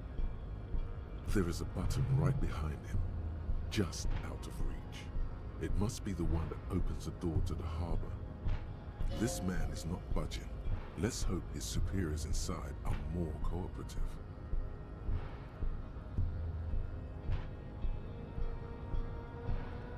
You're right about all of this. I do need you to help me get that corpse down from the tree. Enough with this begging. You should leave the stage of history with dignity by inviting the other races to a great world war. Bring your troops to the Simenon Islands and to Boogie Street, and we will pulverize you. When you are gone, we will build a museum for you. The walls will be lined with bottles of Al Ghul, your beloved beverage. Inside, we will store the odes to homosexuality you call art, and your microcephalic skulls.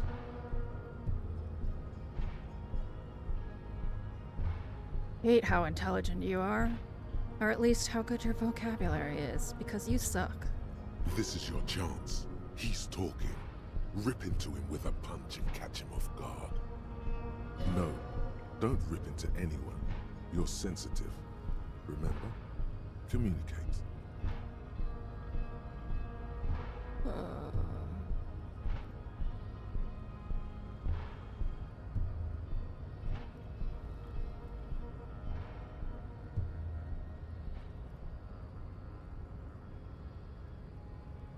You serve the Union, don't you? Aren't they, white?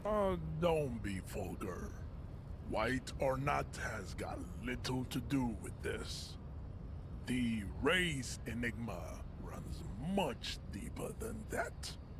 He turns his eyes towards the harbor, seemingly bored with There you. must be some friction there. He's keeping it well hidden, however.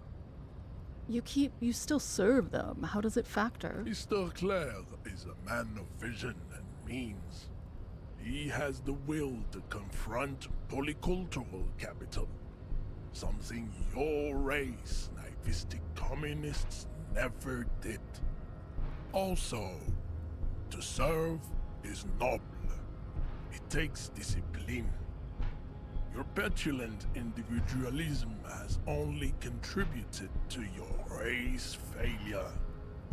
It is lax and moronic.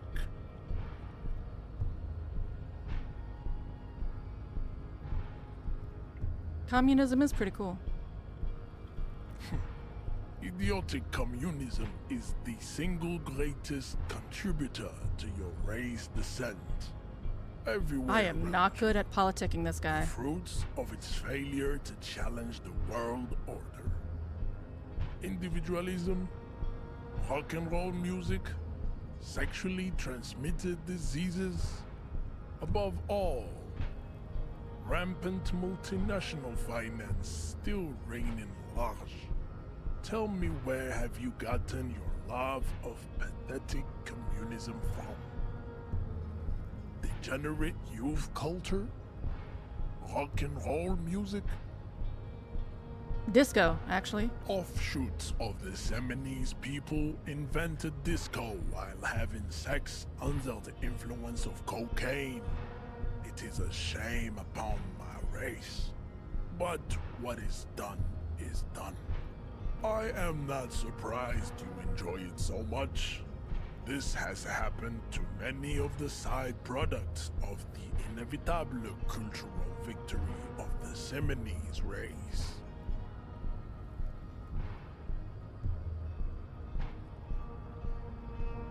Who are the Seminoles? The South Island race, haplogroup A4A. We are the You really rightful are genetic and masters of organic the chemistrying me. Indian archipelago. We descend from the Areopagites of ancient Pericarnassus and arrived here 4,000 years ago. Millennia before you. Really? You're using haplogroups. We are the future. That is all you need to know. So you're born and raised on the islands before you moved to Revachol? I am a descendant. The narrow streets of Ulumbuir are with me in my genetic dreams. I see young Seminoles women walk into the grey mass on Ile de Fantôme, waiting on immaculate conception from the pale. Understood. Good. Kim, what do you think about I this? don't think anything about this. We are wasting our time having this conversation. Your face. Your pedomorphic friend is right. Pedomorphic? You should leave here with your tail between your legs, contemplating race extinction. I am an immovable obstacle. He doesn't look like Trump.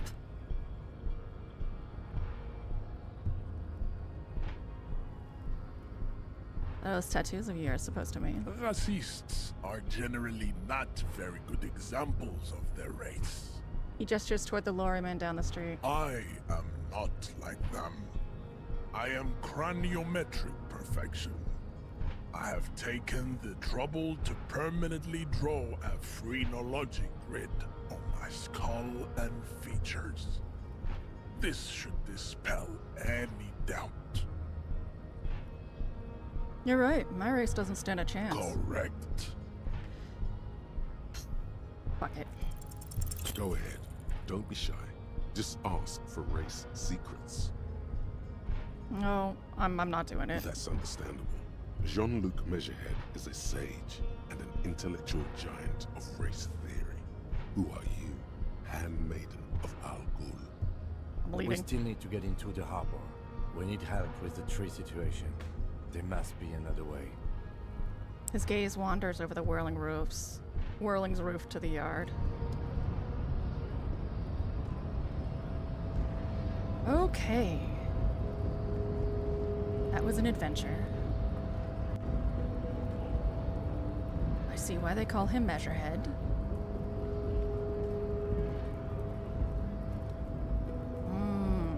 Can I get in over there?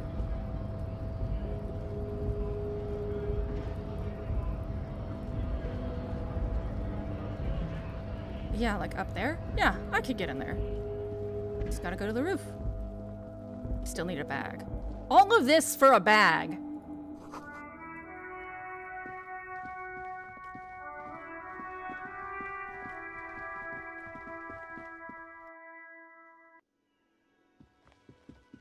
Bag. Oh, this is open now. That's right, it's after 1. The dishes are drying, the smell of chemicals and pine trees. A thin man is smoking below an exhaust hood, occasionally sipping from his mug. This must be the Whirling's cook. As you step in, he nods toward the table and says something in a completely foreign language. The only words you can make out are Garancy and Quebec. It must be his name, Garancy. Garancy Quebec. Sounds representative. Got time for a few questions? The man puts his cup down and replies something, his left hand drawing arcs in the air. You got some impressive He pots there. smiles and bangs his ladle against each of his pots in turn. Stay masculine.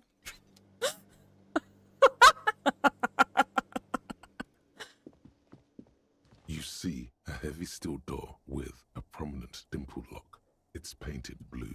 You immediately feel drawn to the color. Blue is for mystery. Touch the door. The cobalt blue surface feels rough to touch. The stainless steel door is flush with its frame on Try to push on the door. Does not budge. Where does it go? It's a door in the back of the kitchen. Why do you care where it leads?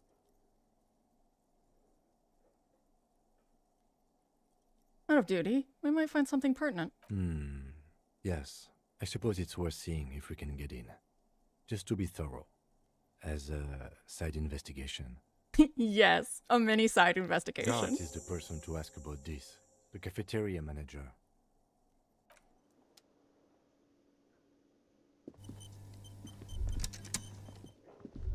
Can I help you? I've seen something here at the Whirling Garta. A thing I need to talk about. What thing? There was a mysterious blue steel door in the back of the kitchen. Oh, yes, that door, sure. There's nothing mysterious about it. It's just a door. Do you know what's behind it? Do you have... No, I don't have a key. I don't know how to get there. And I don't care either. It's not like I've been wondering about it for 10 years. It's just a frit warehouse, probably. Not like you've been wondering about it for 10 years. Or some boring storage space with a bunch of old junk and dust. Junk and dust. He runs his finger across the counter to check for He's dirt. attempting to maintain an air of indifference. It's absolutely not convincing. I think you'd like to know what's back there. Fine, okay, a little. But my job doesn't leave me time for wondering about one locked door in one of the cafeterias I manage. So I haven't opened it. I have cleaned the whole place 100 times over, though, after the animals. And I haven't found a key, so good luck with that. I saw a sign that said the mess hall is reserved for the union. Yes, not the whole damn union, thank God. Just the nastiest and loudest faction. He tosses his head in disdain. They come here in the evenings. Dumb, unruly types. Think they're big shit. But they're good customers. They place big orders and always pay on time. Yeah, He okay. hates the union, but grudgingly recognizes its power over him. So he's directing his frustration at you instead. Retaliate. Whatever. We should find out who this Lord faction is, occupying the booth. Loudness means talkative, and we need info. How do we find We them? don't. We have to wait. They'll show up sooner or later. Men get hungry, even striking men. If not today, then they'll be here tomorrow. There's something else. By the way, you should come back to this thing-based questionnaire if you see anything interesting in the Whirling later. Thanks. Let's go to the roof. To the roof! Is my gun in there? I'm sorry you have to see this, Kim. Kim tries not to look at your broken down bathroom door. The bed is cold and not particularly inviting, but it's yours. The sheets look awful. The option to go to sleep becomes available every night. Okay. Alright, no. My gun is definitely not in my room, at least for now. Okay, that's the balcony. Maybe there's a way to get up to the roof from the bed.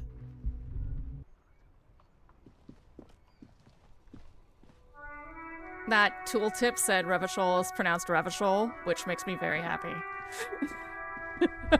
I did it! Okay, so it doesn't look like I can get up to the roof from here.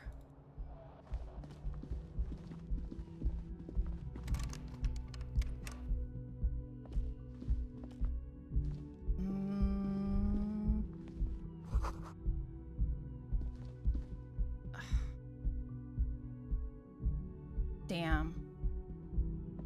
They're gonna make me work hard for this. Alright, outside!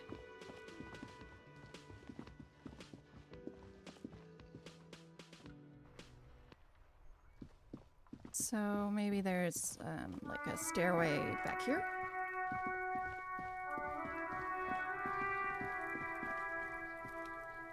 Oh, what's this? The winch mechanism has been oxidizing for some years. Got it.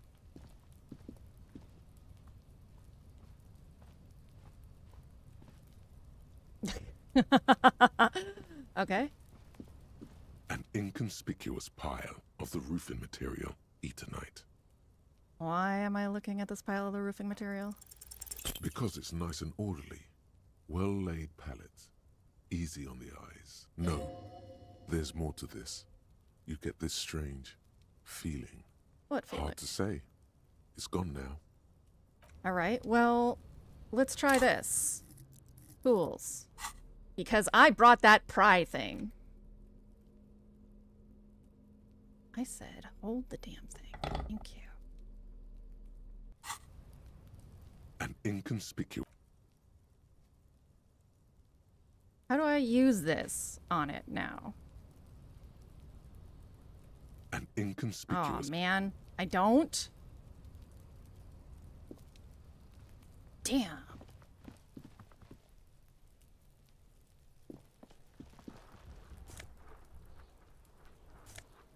Take all.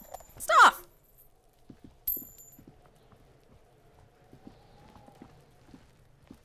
Still no bag.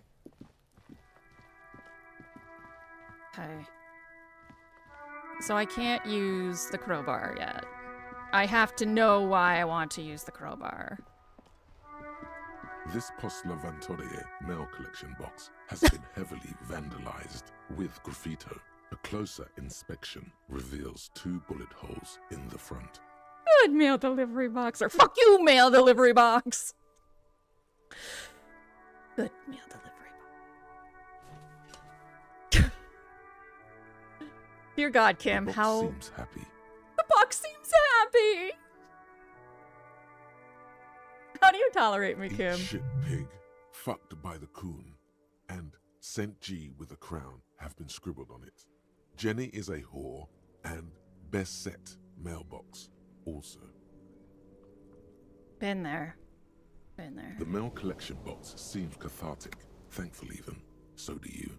You shudder, then you swallow, and then suddenly you see it.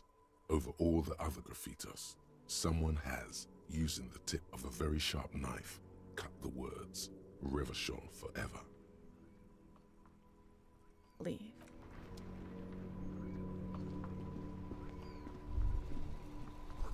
The damage looks like it could have been caused by an earthquake. Maybe a sea monster did this? Is there a bag in here? No.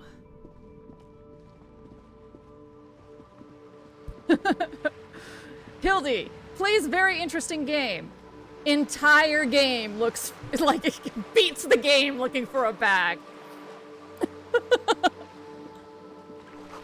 gotta read its broken window? Tibbs has windows. Do you, Tibbs? To roundabout north.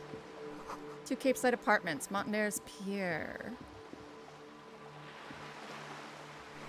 Enormous bulls worthy of a real... Okay. A bird. A lovely cormorant surveys the sea, indifferent to your approach.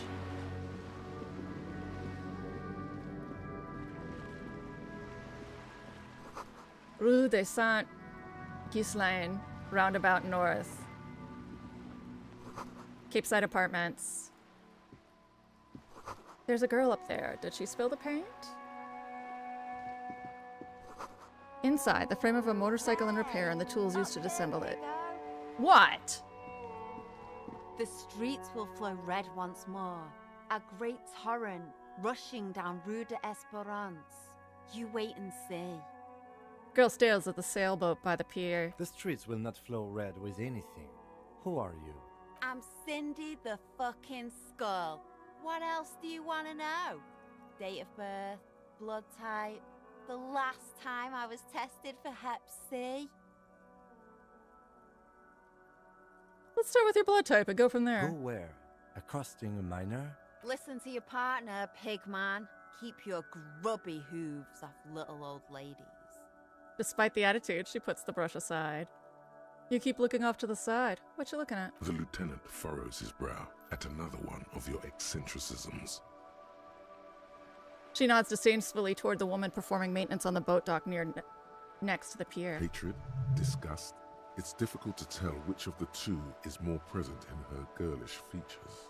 The woman on the boat does not notice her staring. That is on her. Someone's got to keep an eye on her. Who's she? Probably the Wild Pines rep. We should talk to her. She's a professional negotiator, though. I have the feeling she will be very cooperative while telling us nothing. You should take the lead. Ask her unexpected questions, you know? Do your thing. Don't be afraid to get a bit wacky. Throwing her off is our best bet. Good idea, piggies. Run along now. Fuck her shit up good. Impound that boat while you're at it. I'd like to watch her swim back to us on. Do you know anything about the recent murder? I ain't no snitch, pigstein. Go forth and forage in someone else's shit. No shortage of squealers in these parts. Actually, there is a shortage of people who talk to us in a normal, calm, informative manner. Kim. We weren't put on this earth to make your life pleasant, fucko. What are you doing to the wall? Can't you tell? I'm painting a beautiful mural, an aereo graffitio visible from low orbit. I haven't really started it yet. I'm waiting for the right words. She studies the wall, suddenly pensive. I have an opinion. Want to hear it? Yeah? I love public art. Don't mind us. Keep doing what you're doing. Thanks. I'm sure the inspiration will come to me now that I have an official RCM stamp of approval. You've lessened her desire to deface the building. That was the point. Catch you later, Watch Cindy. your back, ungulate. You've got eyes on you.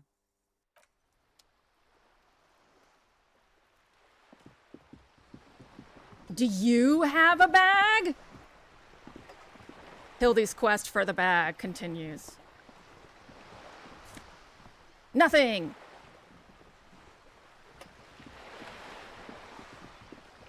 Hello. A striking woman leans against the cabin top of her sailing boat, smiling as you approach. Her She's pretty green striking. raincoat glistens with droplets. A silk scarf is tied around her throat. Good afternoon, officers. I'm Joyce. Good afternoon, Joyce. I'm Officer. Joyce L. Messier. I represent the board of Wild Pines, the owners of the harbour. You gentlemen must be from the RCM. She steps closer and holds out her hand over the railing. Joyce L? What does the L stand for? Peyton, my maiden name. Her bony hand dangles from the sleeve of her oversized raincoat. What exactly is the RCM? I remember hearing it from somewhere. I meant you, the Revachol Citizens Militia, the police. What gave us away? Nothing, honestly. I've said it to every drunk in town, and you're the first one who's responded. Continue. What is implied here? That you're a drunk? Don't shake I'm her glad hand. to see you here. The woman and the lieutenant exchange a brief She is handshake. unfazed by your rudeness, probably chalking it up to local custom. Oh, wait. I just click the crowbar down here, I think. I was dispatched to handle a strike, not a lynching. Anything I can do to assist the RCM in this matter, I will, gladly. That is good to hear, madame. My colleague will take the lead on this interview.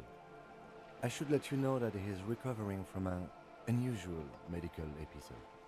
Very unusual. But I can assure you of his ultimate competency. How interesting. I wish you a swift recovery. In the meanwhile, you have my full cooperation, and the full cooperation of the Wild Pines group. It's hard to get a read on her precise disposition, but she appears helpful. You seem rich. Can I have some money? Is what you want to say, but it isn't that easy, is it? It is. What? Why not? Look at that lady. Take a gander. Squint your eyes, bub. What lustrous hair? A well-kempt, yet tastefully short bob of dark hair. Despite the first hints of grey, she's elected to keep it au naturel, shaped into a permanent wave. Late 40s style, positively statuesque. While dull orange pearls hang from her earlobes, red from the cold. Her light green eyes scan you, full of knowledge and worry. Wealth and all its possibilities. Yeah, so? Now look at you. You misery-clad simian. Barely able to tie your own laces. Your armpits are lakes. A scythe of booze precedes you. Your hair sticks to your forehead and your underwear feels uncomfortable. You're poor. Poor as balls. You can't ask this person for money. You're too... What is this feeling? I've never felt it Shame? before. You haven't really been in the presence of gentlefolk either, have you? What shame is there to be felt in front of these dock workers, cops, and hotel clerks, but to belittle yourself in these eyes of O'Donnell? Oh God, the lieutenant is here too. Do not dishonor the force. As I was saying, if there's any way I may be of assistance, please don't hesitate to ask. I am sorry. I never pass these It damn just doesn't 50%. come out of your mouth. What does is... Money. Excuse me? I didn't hear you. No, I didn't. Let's course. talk about something else. Do you know something about these That's tattoos? the man who was killed. I'm afraid this is a discussion for once we've cleared the lynching question. So you know something about the tattoos? Better not tie the fourth day to the backstay on this. I hope there is something else I can help you with. She wants to answer the question. Protocol keeps her from it. You're on a boat. Why, yes I am. She looks at the deck under her feet, green and white sails flutter overhead. Not a lot of people on boats, are there? Of course there are. We're on an archipelago. How else are you supposed to get around? Wait, we're on an archipelago? Yes, we are. We are on Le Caillou. Caillou is a little dick. I'm talking about the kid show. Caillou? I thought we were in Revachol. We are. And the city of Revachol is on the island of Le Caillou.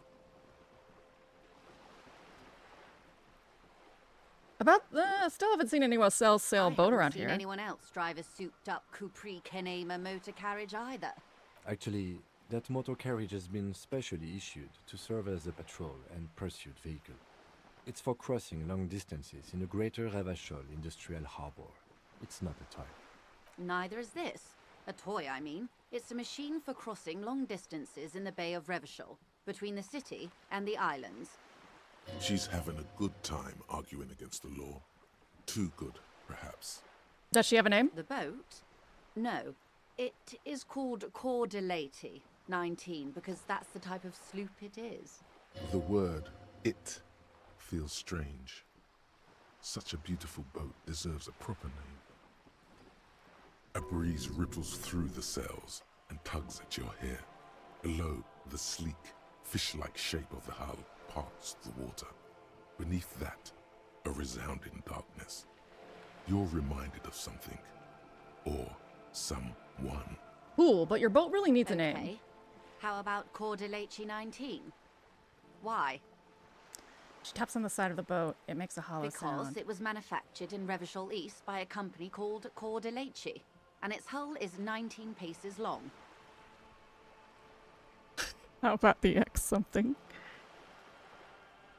How about Dolores? Why Dolores? Feels pretty. Well, it means nothing to me. I think I'll stick with the factory name. But thank you for the suggestion. Okay, but what kind of boat is it? It's a pleasure craft. A 19-pacer. It also happens to be rated for Category 1 racing. Though these days I mainly use it for business. Hey, you're a boat racer. How do you like it? My sloop? I like it a lot. It's the eel's hips, baby. The eel's hips. I'm enjoying this part of the interview. It has so little to do with the murder we're investigating. Shut up, Kim.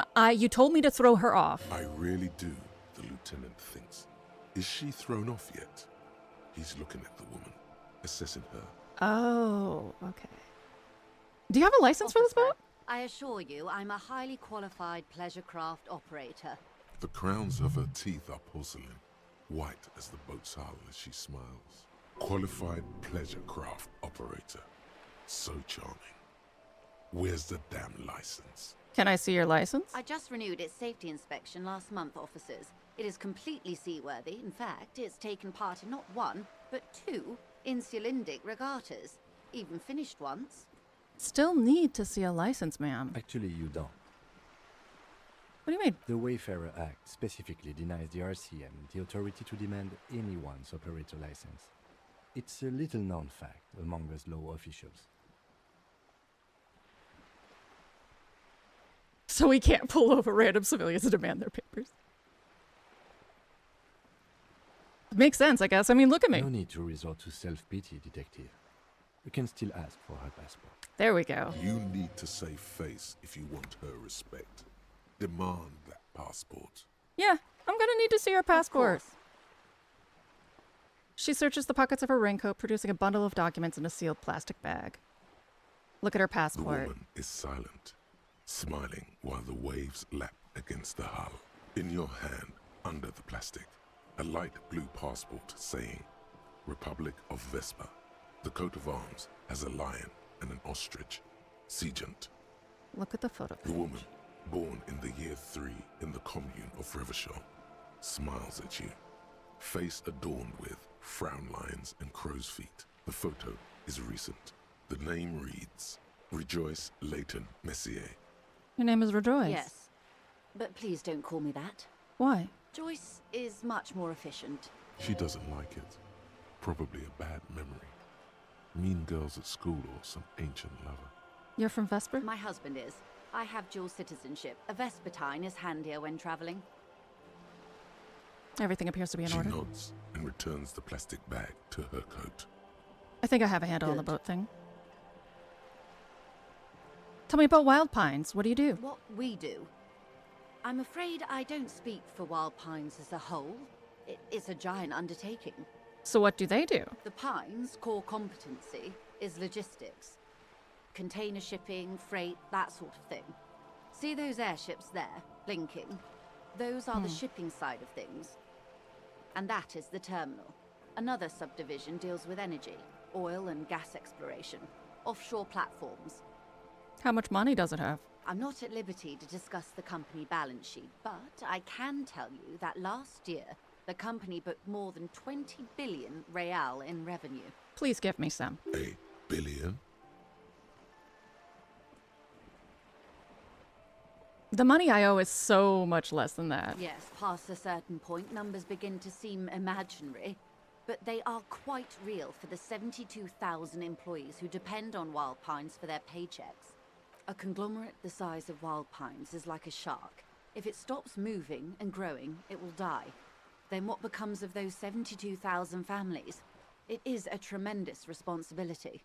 Where do they even get this? They started as an exploration and cargo fleet conducting trade between the Samaran and Insulindian Isolas 250 years ago, when pine ships explored the South Seminese and charted Lomantang on behalf of the suzerain. Centuries of care, deliberation, and madness have gone into this endeavor. Vessels pass through the great unrest to re-emerge with apricots in tow. The logic of the system is totalizing. It's taken everything from its employees to build it.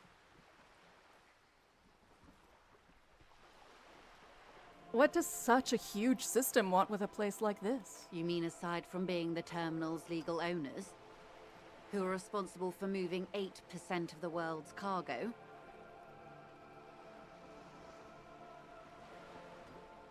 You don't keep it moving, the workers do. The company is nothing without them. We built this district.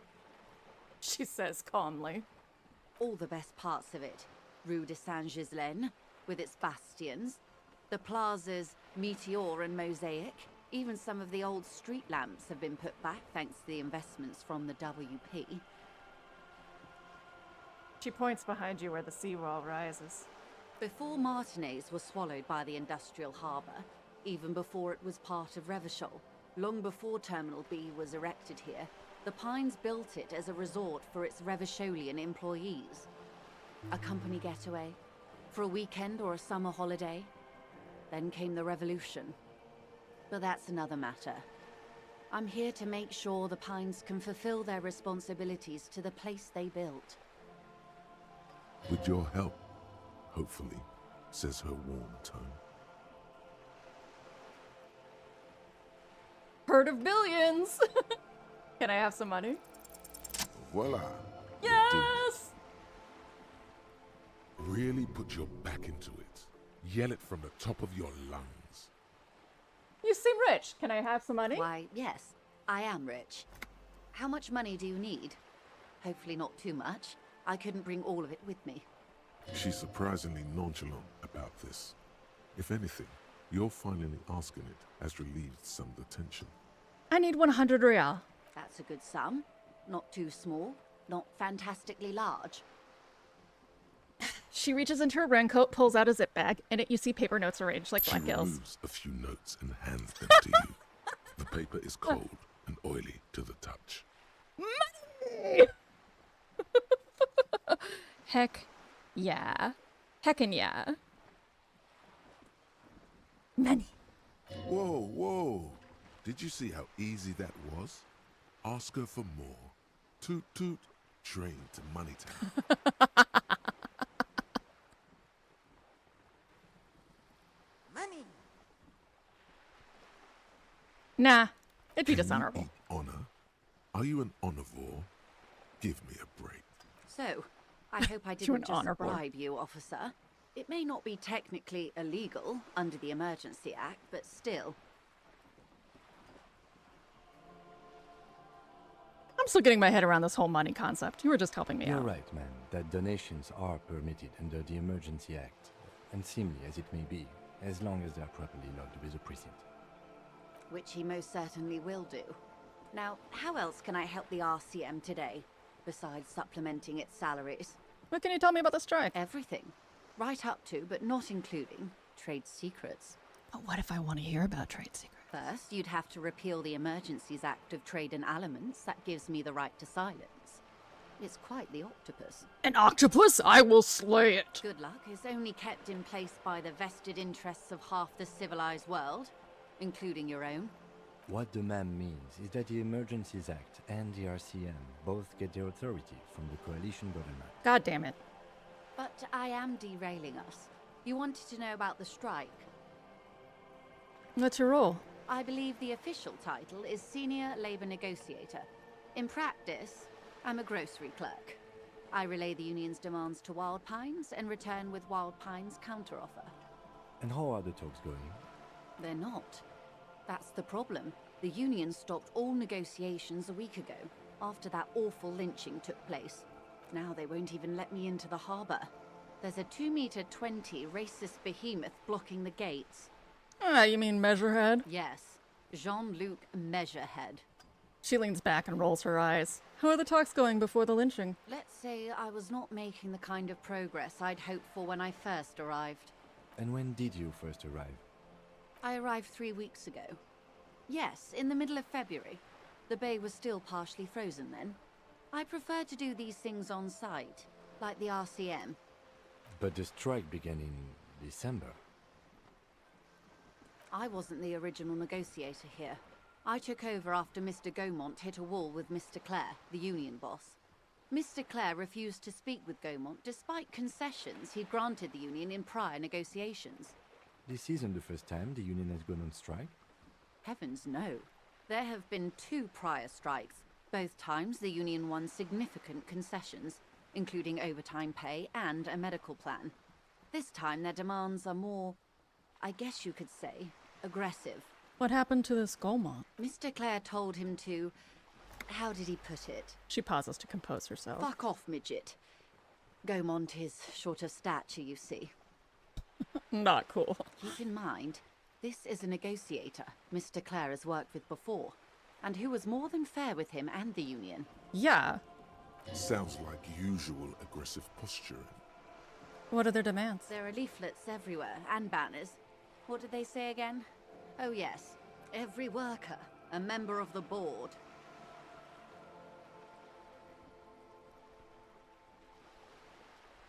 I don't know what to think about that. Fortunately, they explained it. Every time the Wild Pines group makes a decision about anything, it needs the signature of each of the 2,200 workers in its Martinez terminal. Just so you understand, this is but one of 22 terminals owned by Wild Pines. Essentially, not only are they kings of the company, they are also kings of the 72,000 employees of Wild Pines Group.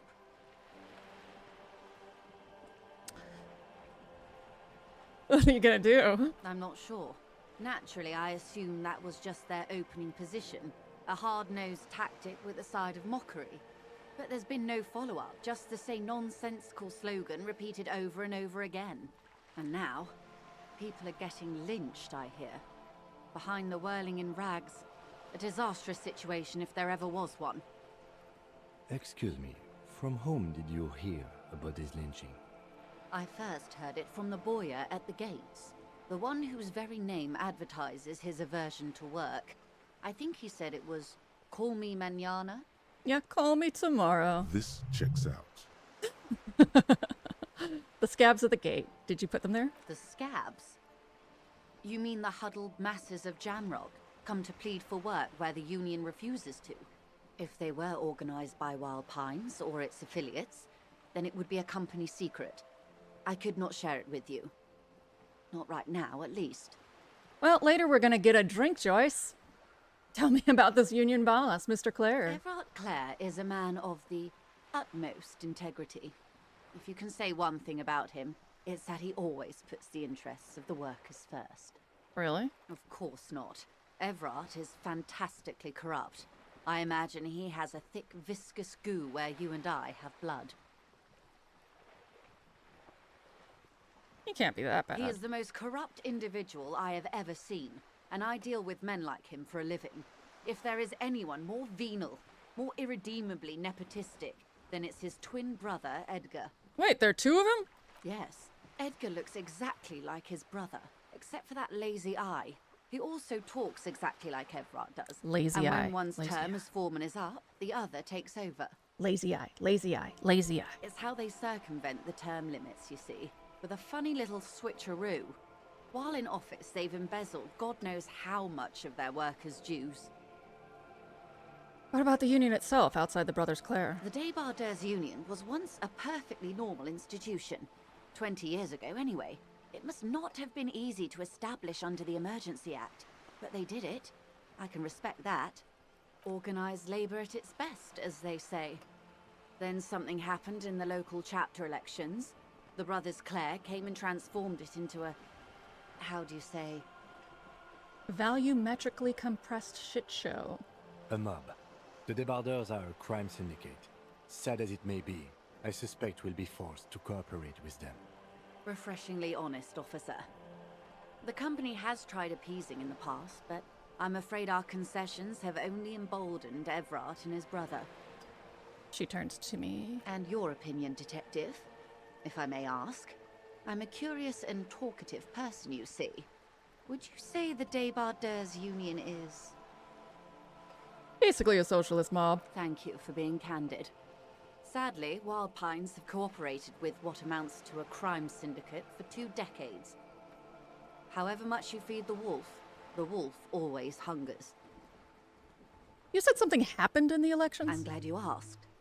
There was a woman, the previous forewoman of the Union. She disappeared. That's unfortunate. Disappeared? You know what else is unfortunate? The kerning between these letters. Why is there this space? That's very unfortunate. Yes. On the last day of the local chapter elections, her daughter phoned in and said she wasn't running anymore.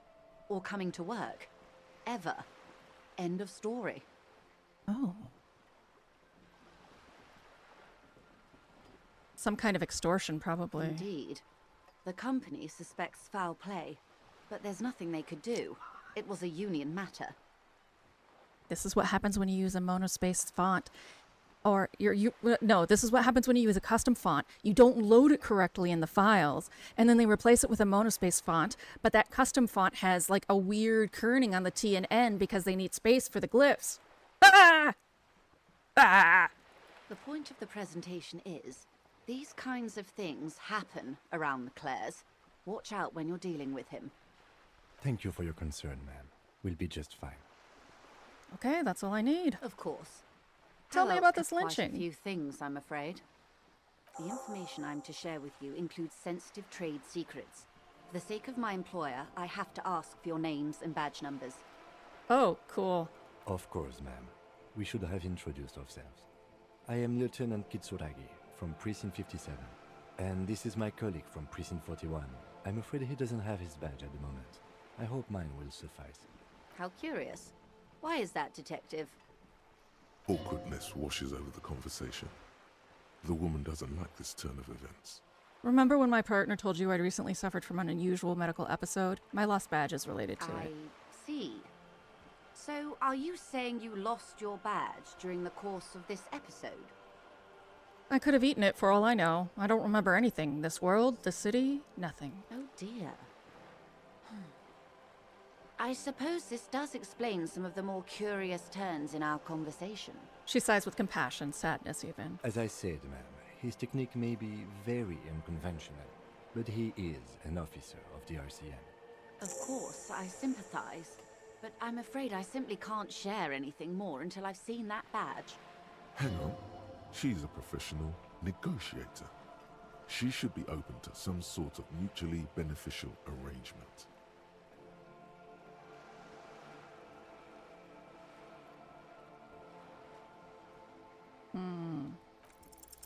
Feelings Damn it. will guide the way. I assure you, it is no small matter for me either. We all share the responsibility for disarming this situation. I hope you have a badge for me as soon as possible.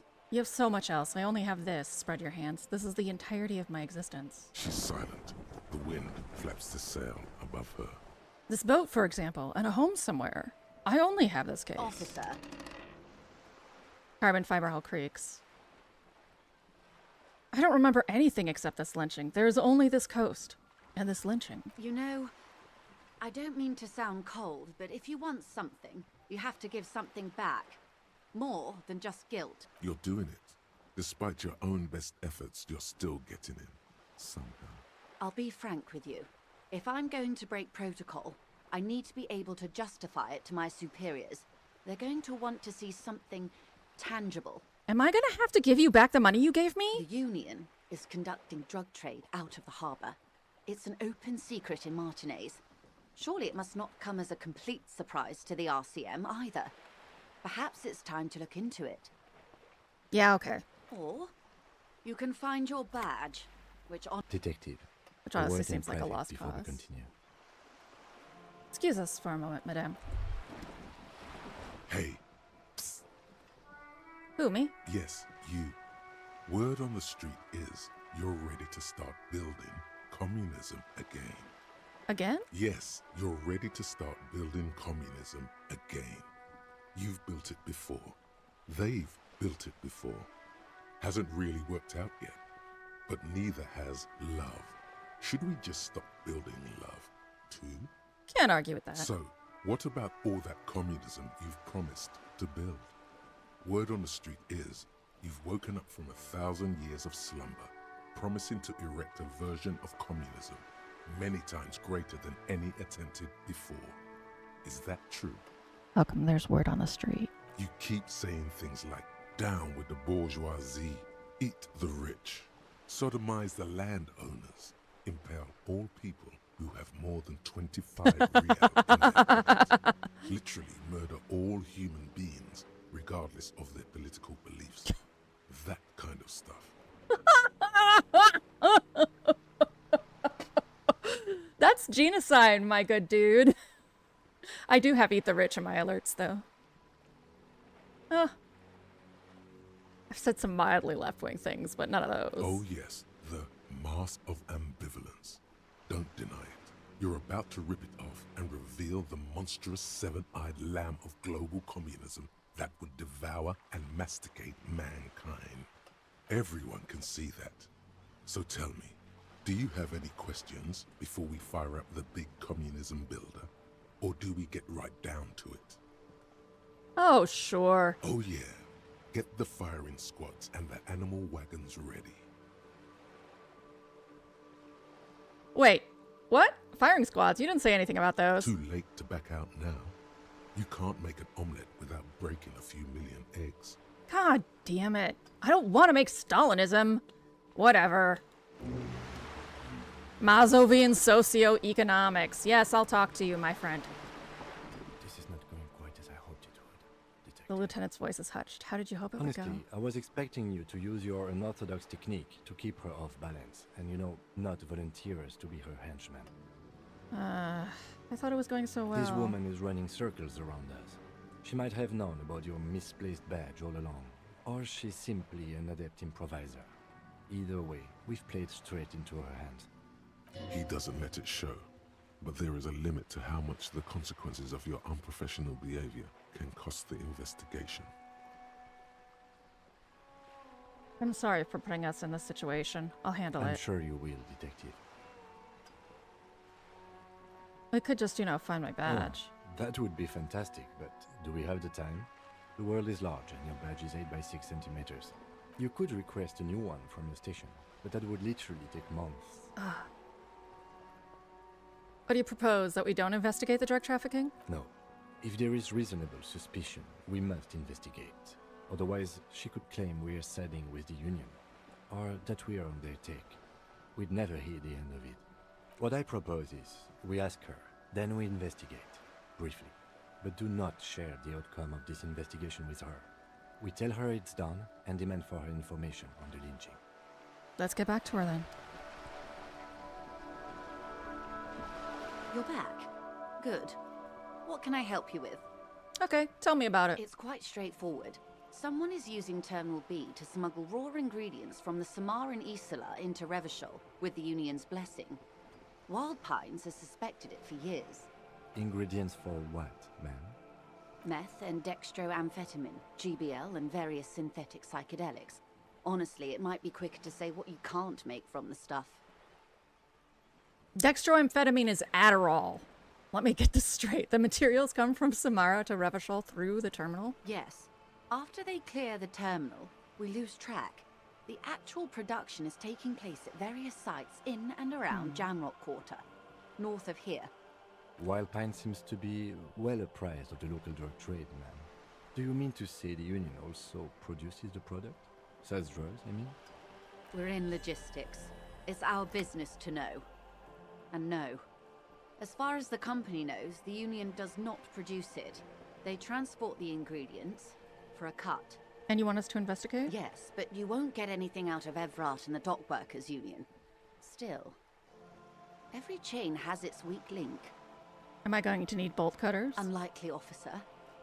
I'm talking about the lorries. Once the ingredients reach Jamrock, they're distributed to a network of local manufacturers, well beyond our grasp. But in transit, they may be vulnerable. Perhaps you've noticed that a number of lorries are tangled in a traffic jam at the roundabout just now. Interview the drivers who are still hanging about. One of them might be waiting for a crucial shipment. Got it. I'll be explicit. If you find this driver, I will share company secrets with you. You'll be indebted to her, in a way. but one step ahead of the Union in another. Why didn't you come to us earlier? We did. On more than one occasion. Apparently, there's some sort of inter-precinct disagreement about whose jurisdiction this area falls under. We know the company has launched its own probe into the Union's alleged involvement. We also know it's come up empty. It's not just the RCM. No one's been able to find any hard evidence. Well, here's your chance, officers. It's no coincidence that they're stranded there, huh? No. We asked East Motor Track to raise the drawbridge. The road company is a partner of one of our subsidiaries. However... She pauses, looking to the sea. This is a limited time opportunity. Once the complaint has been processed by the Trade Committee, they'll have no choice but to lower the drawbridge, and the operation will continue. She looks north. Thousands of litres of raw ingredients will pour onto the streets of Revachol. Not the east across the river, but the west. The vulnerable, the weary. Well, at least this solves one mystery.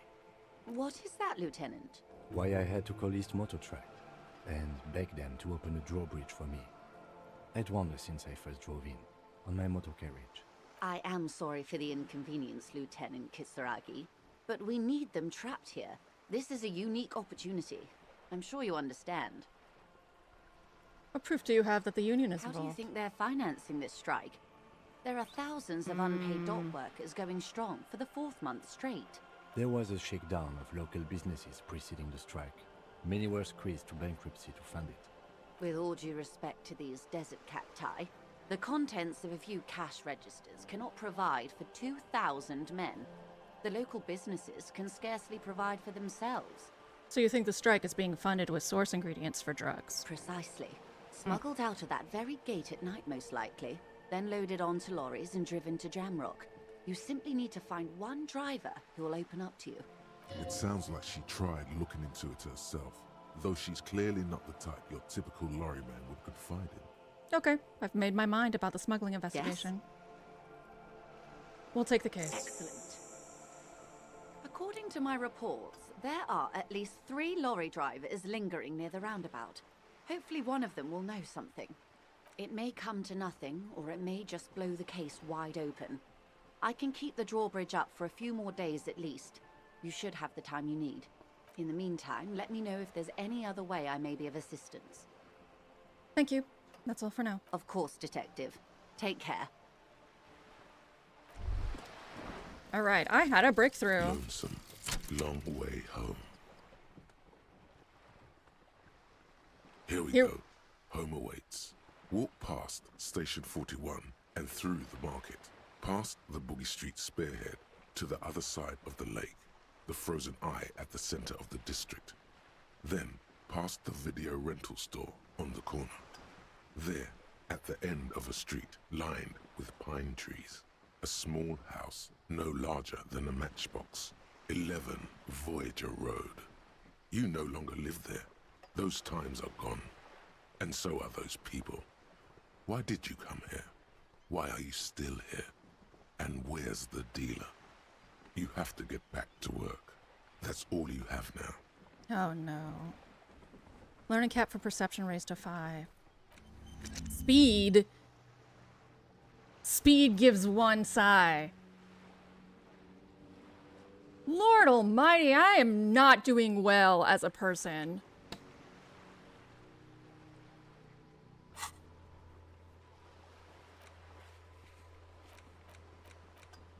Well, balls. We're gonna call it here because any new quest is gonna be a couple of hours, I think. Thank you to Megan and 2Hit and Vic and Neuro and Zem and PB, Adam, Dom. We'll be doing Disco Elysium every Saturday at 10 a.m. until it's well and done. Tomorrow at 7 p.m. Baldur's Gate 2 may or may not have a co-op stream at 1:30. I don't know if anybody's running right now. Last Saturday, no one was running. But this is a little bit later than last Saturday.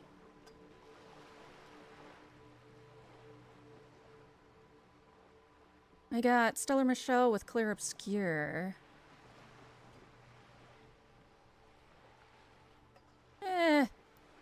That's alright. Let's go enjoy our Saturdays, everybody. Walk away from a screen. Go live life. Have a wonderful day. If you were lurking and you enjoyed yourself, drop a follow. They're free. Now displaying a message for YouTube. See you later. Yeah, go do chores.